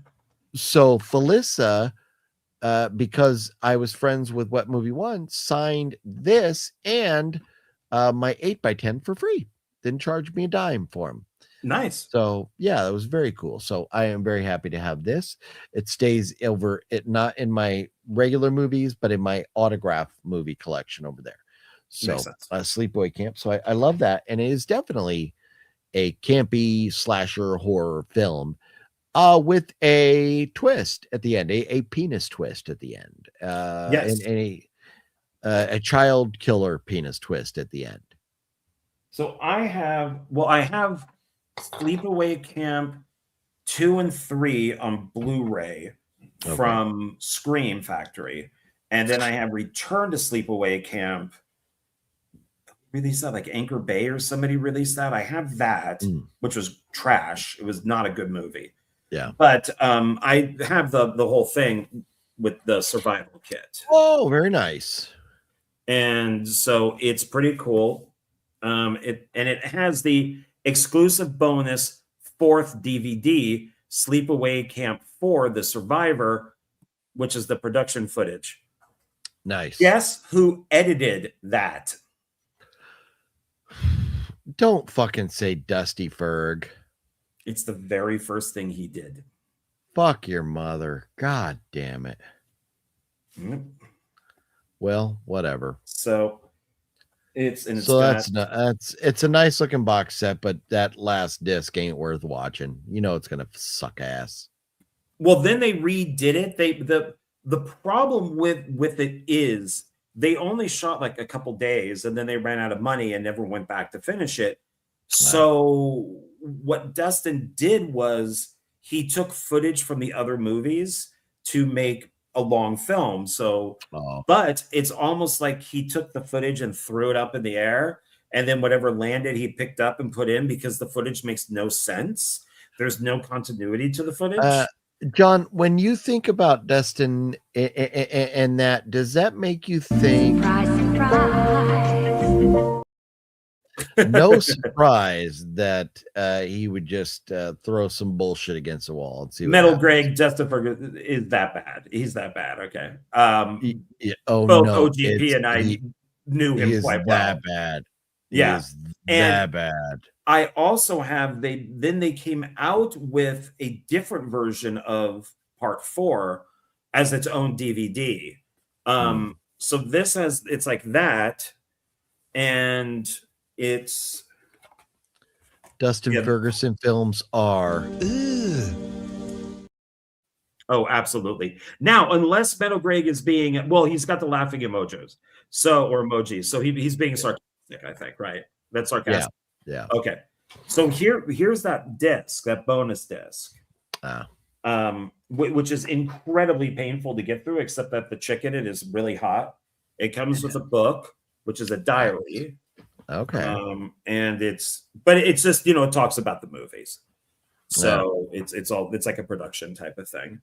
And then you have Sleepaway Camp 1, which is the R-rated version. It's not the unrated one that it's just like mine, but missing the autograph. Yes. And then I did get to work with Felicia Rose and Dave Sheridan. That's all. Don't worry, I will never tell her that you. I will never tell her that you called her Felicia. Felicia? How am I saying her name? You just said Felicia. Felissa. Oh, Felissa. I worked with Felicia Rose and Dave Sheridan. There you go. Thank you. But I can't say much more past that. They both were very nice, and I got to shoot some behind the scenes stuff that will never be seen. But my name is John Warden. I don't know shit about fuck. Well, especially when it comes to names, I don't. I know. And then I was just dying to play Ruth for a minute there. Then we got Part 2. Nice. And then there's Part 3. And these are all from Anchor Bay. So you are getting like audio commentary, behind the scenes, deleted scenes featuring more gore. I worked on Part 2 for this Australian company with Ferguson. And I forget the name of the company, like Gore Exploitation or something. And some of my footage is in that, but I think they recently brought it out on at least DVD, I think. So I do have a connection to this movie in a few different ways. But yeah, so I'm very happy with this. And but nice. Yeah, that is great. Yeah. Is there anything above Sleepaway Camp that you would go, no, this is the #1 Friday the 13th ripoff? Oh, yeah, because yeah. What would that? I mean, I think films like Madman or The Burning are better. I think The Burning should have been #1. More like, yeah. No, this list is definitely, it's a list. People make lists of their favorites or this or that or whatever. And so it's opinion. But it's a great list. But I agree. I would think Madman would definitely be closer to Friday the 13th than Sleepaway Camp. Sleepaway Camp is, I don't know how funny it was supposed to be when it came out, but fuck me, man, when they're like playing baseball and they're wearing those teeny tiny shorts and it's just like, brother, like put on some pants, you fucking hairy, nasty Neanderthal fucks. But when I saw it in the theater, that was normal. Correct. Right. But yeah, Madman and am I doing this right? If you're in Japan. Yeah, there you go. The Burning and Madman, I would say, are probably 1 and 2. I think those should be in the top 2. Yeah, definitely. Yeah. Sleepaway Camp is fine. The problem with it is that except for the ending, it's no different, no better than any of those other ones. It's just it really is the same thing. They push a couple boundaries, I think, with the cook being a pedophile. So that's pretty early for that type of stuff. But except for that ending, it's kind of standard and it's confusing, especially with that beginning with the insane mom that takes in one of the kids and, with her acting. I don't know if that's intentional or not with the really over dramatic. Yeah, no, the very beginning was weird. And the very beginning of Sleepaway Camp almost reminds me, like, it's almost like they were ripping off Silent Night, Deadly Night at first with like kids, orphans kind of thing or whatever. But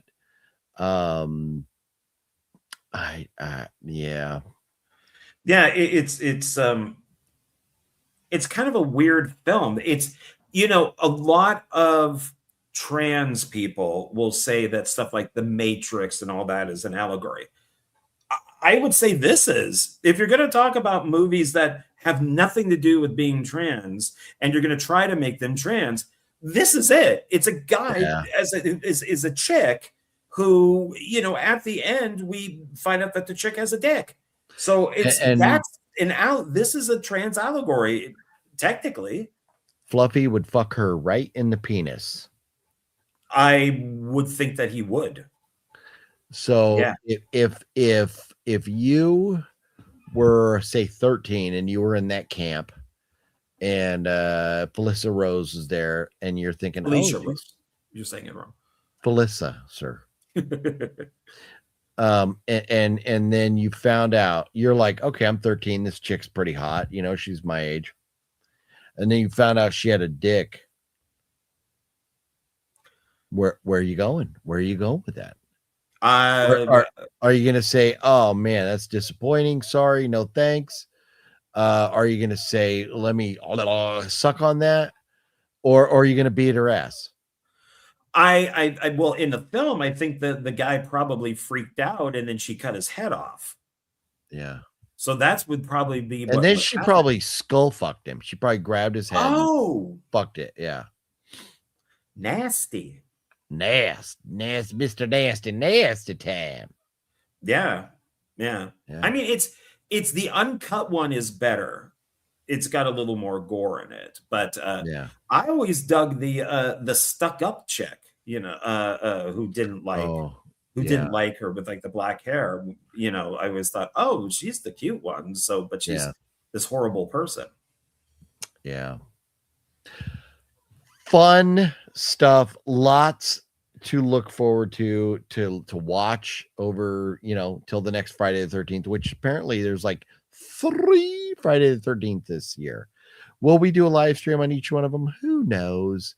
But anyways, lots of Friday the 13th related films to watch. But Mr. John, we also wanted to talk about something else tonight. In addition to our the list of Friday the 13th ripoff films, and that was a list of our favorite Jasons. Yes. Do you have a list of your favorite Jasons, Jonathan? I do. I made one up. Nice. Got it right here. I wish I had more time to get pictures, but I didn't. So it is what it is. If I can pull up a picture when you talk, I will. Shall we start with number 10 and then count down to 1? Sure. Okay. You first or me first? Your call. I can go first. I went off the list that I sent you. I didn't do any other research. I sent you a list that is pretty extensive with actors, musicians, all that with the first name Jason. A lot of them I did not give a shit about because they were country music. And so I did not care. Fuck you. Fuck you. So my number 10 is I was introduced to Metallica with Jason Newsted. Fucking love Jason Newsted. He's so once he left, I lost complete interest in Saint Anger is really the reason why I left. But as far as what I considered my Metallica, it was with Jason Newsted, and it's never been the same. Okay. So number 10. Jason Newsted is great. I love Newsted as a band. He is on my list, but he is not number 10. My number 10, Jason, is from Seinfeld, Jason Alexander. I skipped him. Oh, I love the Seinfeld show was great. He was also great in what's the movie with Richard Gere and it's not Pretty in Pink, is it? We're not Sandra Bullock, but you have a major crush on this chick's niece. Are you talking Roberts? Julia Roberts. Yeah, so Julia Roberts, Richard Gere, Jason Alexander, Pretty Woman. Thank you, Metal Greg. Oh my God. So I would never put you and Pretty Woman together. That's why I wasn't even thinking. I got a wife. That this is the reason that I've seen so much. Oh, and God, how did I forget to even mention this? Rest in peace, Mr. Dawson himself. And man, I just bought a movie that said Scream meets Dawson's Creek. And I have a copy here for you, John, because apparently I already owned a copy of it. Oh, yeah. Sleepy Hollow High. But James Van Der Beek passed away of cancer at 48 years old. Very sad news. That is sad. Have you seen that picture? That's with, now I don't know if he's gay or not. It's just this blush, or it's just this friend or whatever, but it's the black friend. Like they say, only moments later he died.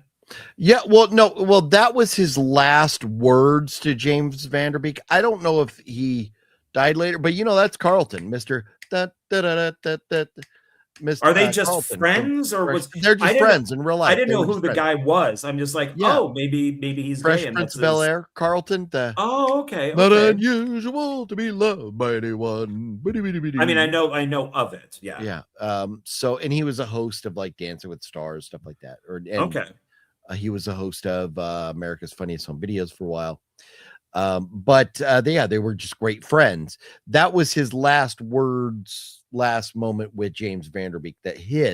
I don't know how long after that James passed away, but they were obviously very close. And James Van Der Beek, touched a lot of people, a lot of That actors and picture is actresses. the one that's always going to be shown. Yeah. Always when they bring him up. Always. Yeah. Yeah. So yes, rest in peace, James Vanderbeek. Yeah. So Jason Alexander being my number 10, Jason Newsted being John's number 10. Number 9, sir. I can't criticize him because he's a Scientologist because of Tom Cruise, but that would be Jason Lee. That is so funny. I was wondering if we would have any others. Jason Lee is also my number 9. Oh, nice. Yes. What man, the show, what was it called? Where he's got to go around apologize to everybody. Yeah, my name is Earl. But also he was in the movie with oh my God, why am I drawing a blank? It's one of the greatest comedies of all time. The Jason Lee is in. Why am I forgetting the name of that movie? Who else? Somebody will say, somebody will say it before I get it. Mallrats. Thank you. I knew. Look at that. I was going to mention Kevin Smith, but I wasn't thinking you were thinking Mallrats. Yeah, Mallrats is hysterical. So yes, Mallrats is great. But Jason Lee is great, and yeah, man. When it comes to my name is Earl, man, what, and he's been in a million different things. But my name is Earl and Mallrats, maybe his 2 most famous, Men at Work, different things. But man, my name is Earl with what an amazing cast now, if you think about it, with Ethan Suplee, who has been at Creep I.E. Got to see, I didn't actually meet him. Jamie Presley was just at Creep I.E. And damn it, I wish I could have gone and got to meet her. She's great. But yeah, Jason Lee, great call there. I love that we agree on one. Yeah, well, who knows? We're not done yet. So yeah. Okay, so I think that's you next. Okay, that was well, you said Jason Lee and I said it, so that's we both done 10 and 9. So your number 8 is Jason Clarke. Never fucking heard of him. Who's Jason Clarke? He was in the second Planet of the Apes movie. He played John Connor in Genesis. He's been in like a ton of stuff.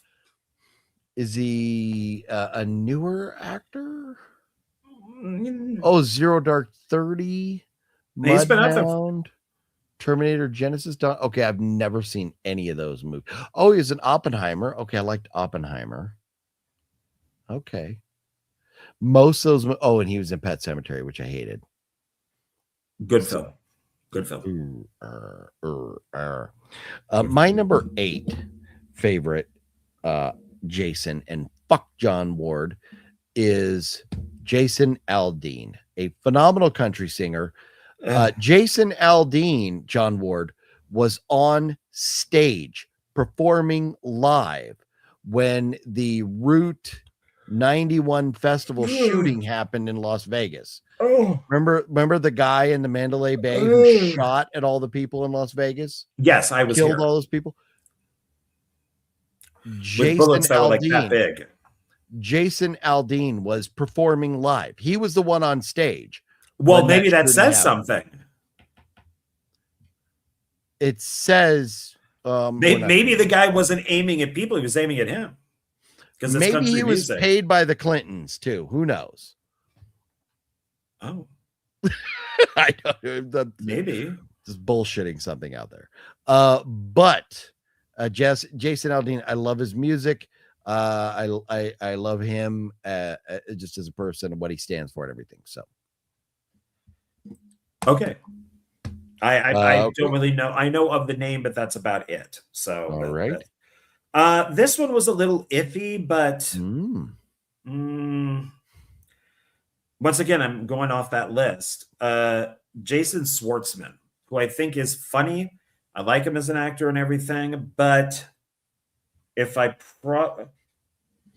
I could swap him out almost with Jason Alexander. I have no fucking idea who Jason Schwartzman is. He's got to be Jewish. No, he's Coppola's nephew. Well, yeah, he's Coppola's nephew. Oh. All these people, everybody is a Coppola somehow. Nicolas Cage is Coppola. We're all fucking. But he's been sperm. Rushmore. He was in Scott Pilgrim vs. the World. He was in a ton of indie movies. You would know him if you saw him. Yeah. Oh, hold on. Let me see. Let's see some pictures of him. Metal God says Jason Priestley. That is on my list, but I crossed him off. I'm sorry. Okay. So, all right, Jason Schwartzman. Okay. That's Talia Shire's son, sister to Coppola. We're on number 7 right now. I think that was my 7. Yeah, then you have to do 7. 10, 9, 8. So my number 7. Have you cracked open your beers? No. Jason Bateman. Oh, so close. Okay. I'm telling you, when I think of Jason Bateman, all I think of is I don't know shit about fuck. Because he's on that show. I don't know shit about fuck. He's the lead on that show. Yeah. It is so great. Ozark is phenomenal. Love Jason Bateman. He's been, so many good things. What was the show recently where, and I never watched Arrested Development. My God, that's great. God, is that good? That's what everybody says. It's right up there with like Schitt's Creek and stuff. That's the type of humor. Okay. Have you seen Black Rabbit? It was a mini series. No. Where him, he's like a brother who they own this restaurant, but he had like addiction issues and stuff. And a Black Rabbit is phenomenal. 8 part miniseries. It's great. Loved him in that. Obviously Ozark and man, he's good in Horrible Bosses. He's good in that. He's also good in Dodgeball, where he plays one of the announcers. Oh yeah, that's Tropic where Thunder, the meme with him on the court going, that's a risky move, so and so, but let's see how it plays out. And he's pulling up his knee because he's like sitting in the seat, really weird. Yeah. But you know who I like a little better than him? His sister. Really? Okay, so is she, man, but have you seen pictures of her? She has not aged well. But I love that she's conservative, which is the exact opposite of him. And he's not really outspoken, but she is. Yeah. So I kind of dig that. And on Arrested Development, there is a whole incest thing going on where they want to like fuck each other. Because they're not playing brother and sister, but we all know they are. Oh, that's funny. I've not seen that. Maybe I'll have to. There's shows that I'm like, at some point I need to get around to watching these things, and I have not gotten there. So, Jason Bateman, it was my 10, 9, 8, 7th pick. So you said so close. So is he your number 6? Well, no, Jason Segel would be my next one. Okay, Segel was close. He got axed off of my list, but he's like the honorable mention for me. Love him. And he's been great in many things. What's the movie he did where he's supposed to get married and then doesn't? And he goes on the honeymoon anyways and meets. Oh no, that's Forgetting Sarah Marshall, which is based on a true story. It's his story. It's amazing. Forgetting Sarah Marshall is hysterical. It's a very, very funny film, and a lot of what happened in that movie happened to him, because what Judd Apatow did with like Seth Rogen and a lot of these guys is he goes, you need to write and star in a movie with something that happened to you. So with Jason Segel, he was dating the chick that played Velma in the 2 Scooby-Doo movies. And her fame was rising. His sat here, and there are pictures. He is holding her purse on the red carpet. And that's what he does in the movie with Sarah Marshall, as you see him. Funny. He did have the naked breakup with her. All that stuff is real. That's funny. I don't think she appreciates it probably, but it's a great film. It's hilarious. Yeah. Yeah. Yes, Linda. Thank you, House of G fan. For me, that and How I Met Your Mother. I loved the show How I Met Your Mother. Do you remember who the mother was in How I Met Your Mother? I never watched it. I've seen 1 or 2 episodes because I love Willow, and I especially love when Willow went to band camp. But I absolutely love her. But I should have watched it just because of her. The mom ended up being Sophia Falcone.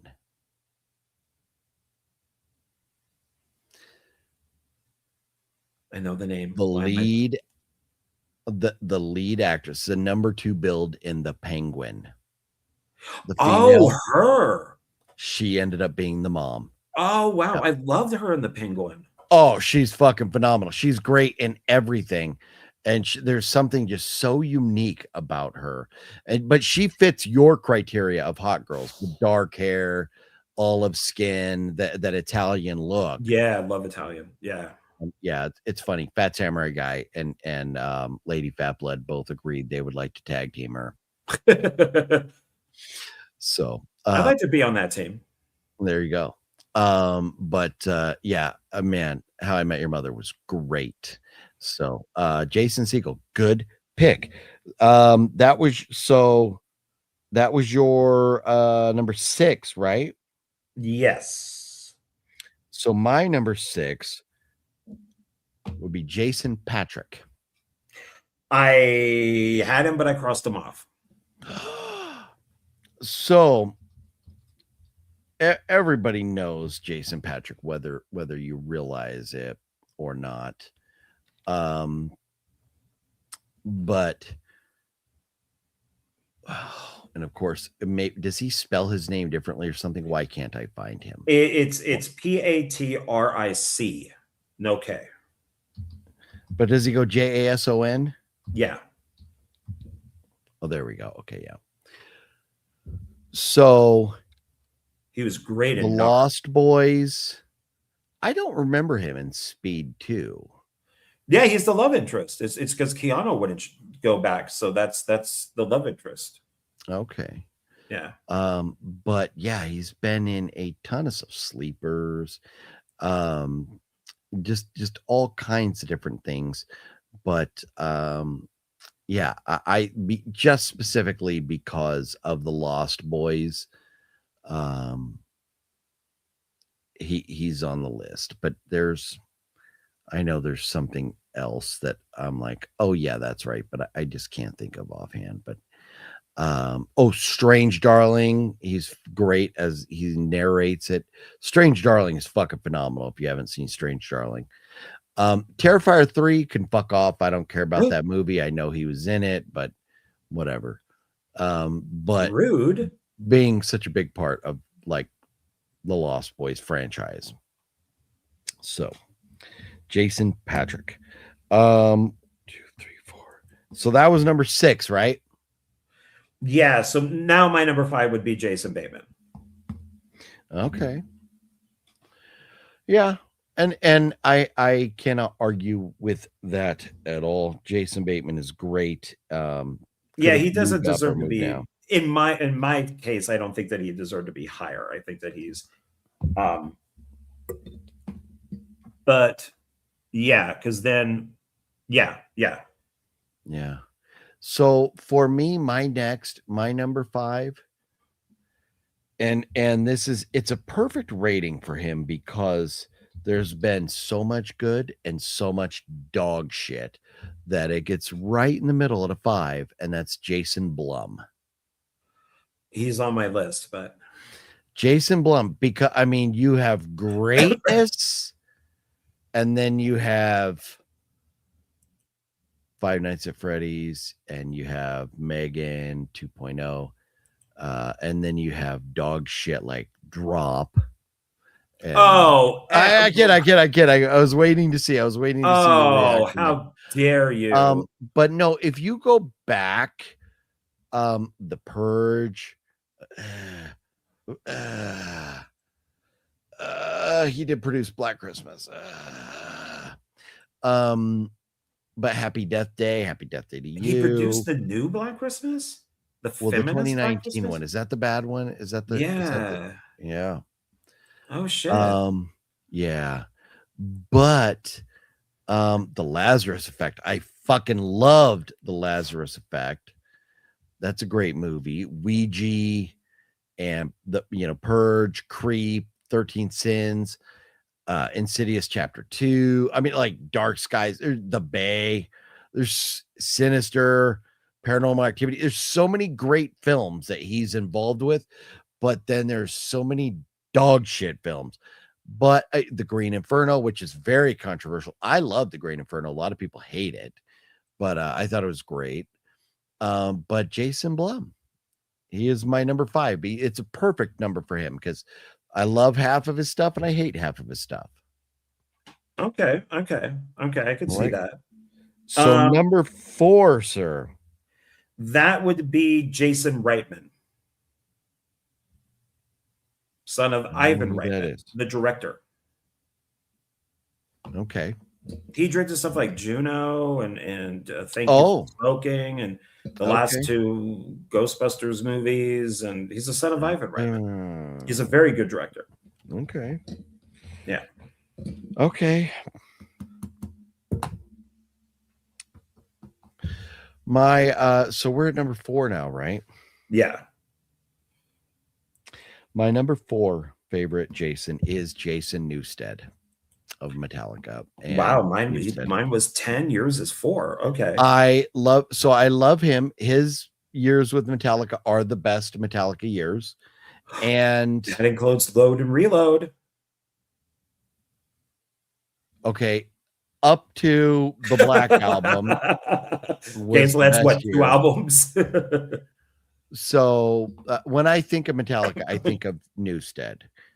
But his solo work, and I don't know about the weird shit that he was doing, but his band Newsted, where it's very Metallica sounding, but with the bass guitar volume turned up, like the mix the way he wanted it as opposed to Lars.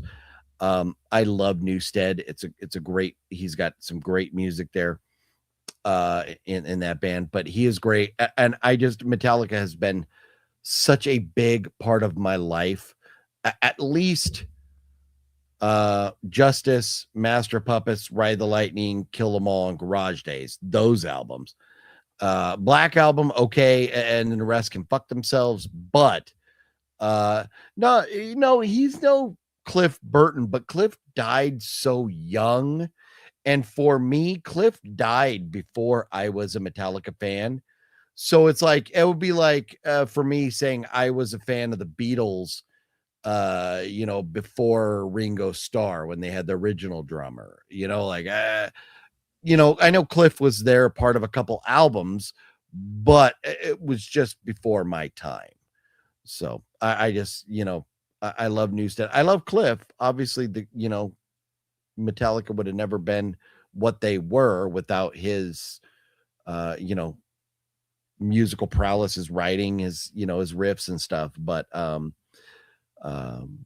Newsted it's just, I love music. I cannot get in my car and drive somewhere without music on. And, Newsted has just been a huge part. And plus, too, my dad was a massive Metallica fan and my dad was a big Newsted fan. So it's a little sentimental for me as well, that pick right there. Yeah, I was never into Metallica. And then you also hate boobs. That's true. That is true. And then the Black Album came out. I mean, I knew Metallica. My friends that were into metal enjoyed it. I just never really got into it. And then the Black Album came out, and it was just like, oh, okay. And then I think it was Fuel that I really liked. And then bought. Did you hear that at a gay bar first? Is that where you were? Give me fuel, give me fire, give me that which I desire. Come on, man, that's great stuff. It's an okay song. And I bought 4 CDs to take a ride down to LA from Marin County, and I bought Load, Reload, and then Rob Zombie, Hellbilly Deluxe, and Sinister Urge. And those were the 4 CDs I listened to the entire trip up and down. And liked I Disappear, pretty much like everything with Newsted. He left. They did one of the worst albums in history, Saint Anger, which is pure dog shit. And I'm surprised they just didn't stop. And then I just couldn't get into them after that. It felt forced. It just didn't feel right. Best Metallica song of all time. Okay, what? What is? Do you know what the greatest Metallica song of all time is? No.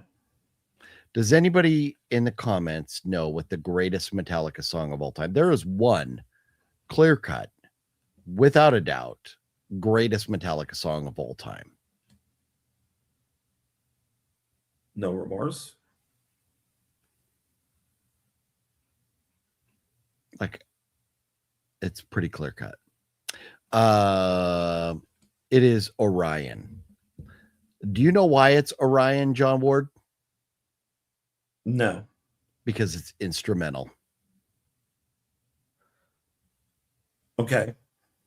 That means fucking we don't have to listen to Metallica. No. One is a great song. Unforgiven is a good song. Master of Puppets is great. Blitzkrieg is great.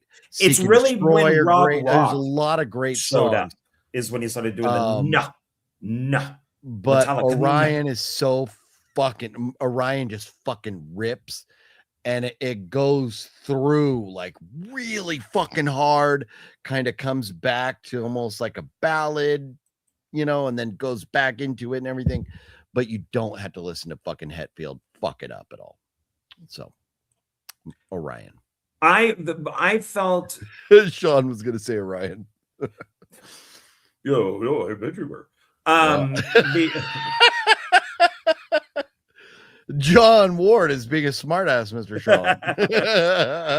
The stuff with Newsted that I just felt sorry for is they never liked him. Is that, you know, he was coming in after Burton. Nobody could replace him. And so on the and Justice for All, they've even admitted there's no bass. They completely that's removed because the fucking bass. Lars fucking gigantic fucking forehead and receding hairline wanted no bass in it. He didn't want Newsted, you know, being the face of Metallica. So, you know, but that's, you know, I mean, to me, like, you listen to Slayer, you listen to Sepultura, you listen to some of these bands, and you have a hard, heavy fucking bass guitar, and you need that. Pantera, I mean, there's some Pantera, depending on like the mix and the you know, some of the music, some of their original stuff when it wasn't, you know, mixed, you know, as well or whatever. But you need, man, I want to hear that fucking heavy bass. I want to feel that vibration in my chest from that bass guitar. So, anyways, I love Newsted. I love Metallica, and I mean, I love Metallica up. The Black Album, I'm on the fence. I enjoyed the Black Album, but like it really was a turning point for them. And beyond that, it's kind of blame Rob Rock. He's the guy to blame for that. I mean, so we have three, 2, and 1 Jasons remaining, Mr. John. Yes. I think I'm next, right? Yes, you are. Yes. Your third favorite Jason. That would be this man right here. Jason is your third favorite Jason? Yes. Wow. Is that because you have his Funko? Because of a certain movie? Because of many movies? Because of the Halloween installments he made? I would Why say would you say? I'm on the same, I think, thought as you. Early is great, later is not, but he did change film, Oh yeah. So it's, even with the bad, I still think he's better than a lot of these producers that are out there. I mean, Kevin Feige is dog shit, but he's praised. Yeah. So and Feige did nothing to change anything. If Jason Blum went back to the original plan, 2 million, 3 million, 5 million, and then your films made 20 million, that would be great. But it's his stories are interesting when you hear him talk. I think Blumhouse has changed things. Blumhouse has a great number of franchises that are awesome. Yeah. But he fell. I still have to give him credit for what he's done. I agree. Okay. And his resume has a million different movies. So yeah, kudos to him. Okay. My number 3, which I have noticed has not appeared in yours yet, and Garen fucking teed, now this guy is in your top 2, is Jason Statham. So I do love Jason Statham movies. In general, he's just a fucking badass. I like when actors in action movies seem like they could really pull off the role. Like, for example, there are some movies with Liam Neeson where I'm like, okay, I can buy that. And there's others where I'm like, I don't know if that dude could pull this off. Jason Statham, that dude rolls up on you. You're just going to be like, my fault, bro. Go ahead. Like, I'm going to get out of your way. You do what you got to do. So I love Statham, his movies. There's a couple, that are not so great.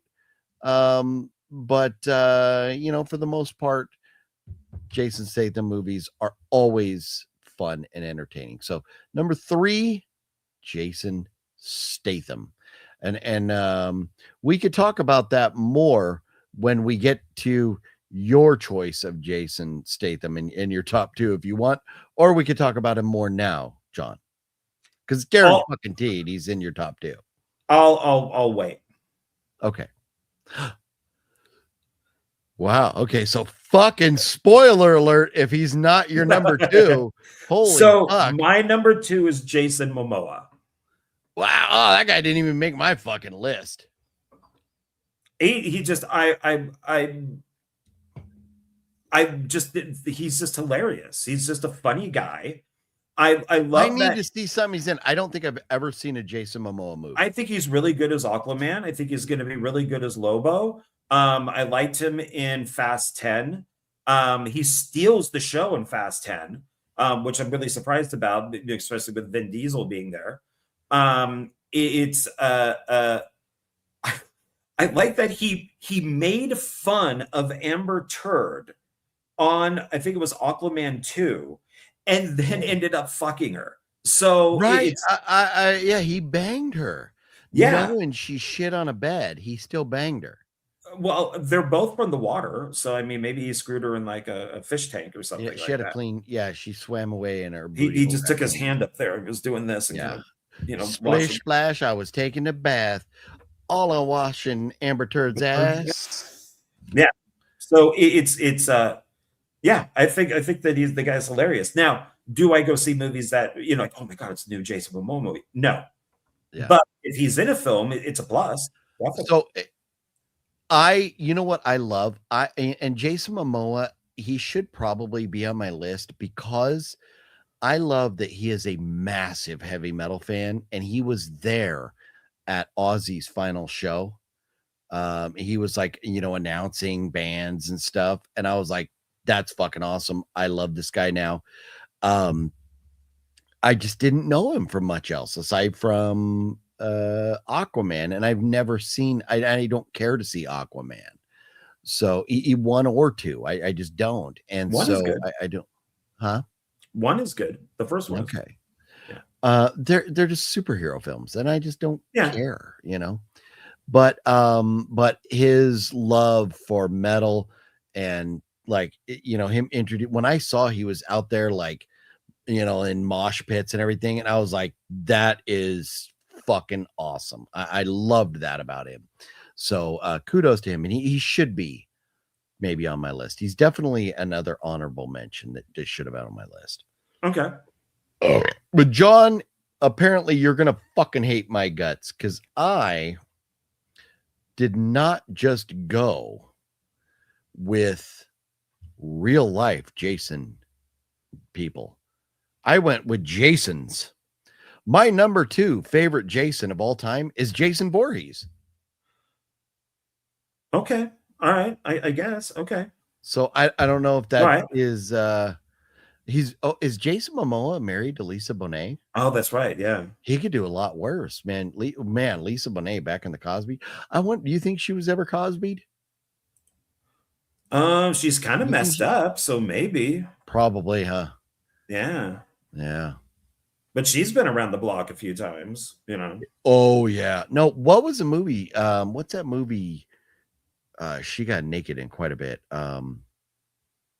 Lisa Bonet is great. You'll know the movie. Everybody knows the movie. And Garen fucking Teed, Angel Heart. Fucking thank you. Before I could even. Oh yeah. Yeah. Oh, Angel Heart. What a great fucking movie, right? That is very thank good. You, Indy. Yeah. Oh, they're not married anymore? Okay. She got the pudding pop. Yeah. Nocturno and DG and Metal God. What if I haven't said hello to everybody? Hello. Hopefully you're all having a wonderful Hello. 13th. But Jason Voorhees, just because we just said Jason's, and so I was like, well, I'm ready for Jason. I love Jason okay, Voorhees. sure, it works. I mean, because oh wait. Fuck you, don't say nothing. Fuck you. Why didn't you then do Jason Bourne? Fuck you, don't say nothing. Oh. Okay, so we're going out of order now. My number 1 favorite Jason of all time is Jason Bourne. Fuck you, John Ward, for spoiling. That's okay, because I spoiled your number 1. You did. My favorite Jason of all time is Jason Bourne. I fucking love, I'm sorry, horror movie fans. I love Jason Bourne. I love the Bourne franchise more than I love Friday the 13th. Bourne is my favorite action franchise of all time. Yes, it is. So John, tell us more about your love for Jason Statham, sir. I love Jason Statham. He is in my top 5. So I mean, you got like Tom Cruise, you got Nick Cage, and then it's Jason Statham. And in fact, I even have right here his Funko Pop from Hobbs and Shaw, which is the best Fast and Furious film. So actually, I have all 4 of these. So I think who else can make the same movie over and over again, and each one is a hit? Liam Neeson. I'm on a train. I'm in a truck. I'm in Europe. But his stuff is like direct to video now. I know. This guy still has movies in the theater. A Working Man, which is no different than any of his other movies, made a ton of money. It fucking sucked though. You did not like it, but it made a lot of money. Yeah. Plus, he knows all the martial arts in his movies. He trains. Yeah, I give him credit for that. I love that about him. Yeah, so there is no fakery with him. If he has to learn a particular martial art for a film, he'll do it. He'll learn it instead of faking it. The Italian job is really good. Fucking great. Love me. The original and the remake are really good. Yeah. Because the original has Michael Caine. Stay prayed up. If I was on a plane, 9/11 would have never happened. If Jason Bourne was on that plane, that motherfucker would have never gone down. Oh, Statham was on the plane. I mean, he would have taken down every plane that was circling. That's what I meant to say, yes. Bourne might have taken down one plane. Statham would have taken down every single plane that was flying. Bourne would have got in the fucking pilot seat of the one plane, and he would have found the other planes, and he would have flown and forced them to crash, and then he would have landed safely, and then he would have had to get out and he would have had to run and escape because everybody would have thought that Bourne was responsible for 9/11, but he wasn't. And so he would have had to escape. And then he would have been with binoculars across the street from the White House. And he would have been like, hey, George W., I didn't do it, bitch. And then he would have escaped again, and he would have gone off, and he would have sold seashells by the seashore with his broad in Pakistan or something. All I'm going to say is that Statham would have gotten out of the plane, taken the wing, and threw the plane, and each one, and it would ricochet off of each one like a boomerang, and then would go right back to him in the air, where then he would grab onto the plane that is falling, it's probably averting the Twin Towers and having it just hit right into the ocean. There you go. Yeah, I mean, both would have done a good job. We'll say that. Yeah. No, agreed. Bourne, Statham, either way, great number one choices for non-fucking Friday the 13th Jasons on this Friday the 13th. But you know what? That's as advertised. We were talking our favorite Jasons, not necessarily of the Friday the 13th variety. There you go. That is correct. Mr. Bone says Poontang Boomerang. There you go. I don't know what that is, but it sounds very funny. John, I gotta pee so fucking badly right now. Oh, so do I. Okay.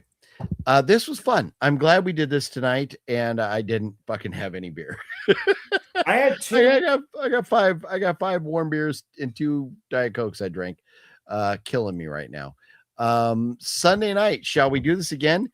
And Sunday night, maybe I'll dive more into my brand new copy. And yeah, that is sweet, man. That is hopefully nice. By Sunday I have my Bloody Bible Camp as well. Okay. We'll see though. We'll see. But it's been fun, everybody. Thank you for hanging out with us. Hit that thumbs up button if you would. Like, comment, subscribe, blah, blah, blah, blah, blah. Stay prayed up and all that good stuff. If Jason Statham was on the plane, 9/11 would have never happened. You're probably right. I can't. It's hard to argue with that. Right. All right. We'll see you guys Sunday night. All right. 7 Sunday p.m. night. We'll do it again.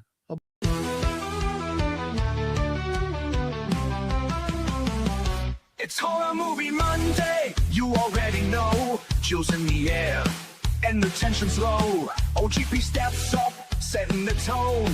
Always in charge, yeah, sitting on the throne. Sean Ward steps in with a confident stare. Nipples getting hard from the icy glare. Bowser's in the back, creeping through the dark, lurking in the silence like a phantom arc. It's Horror Movie Monday, lights down low, screens on the screen, let the madness flow. We laugh, we jump, we scream, we play. Every week it's thrilling in a twisted way. What's your favorite scary movie? Fuck you!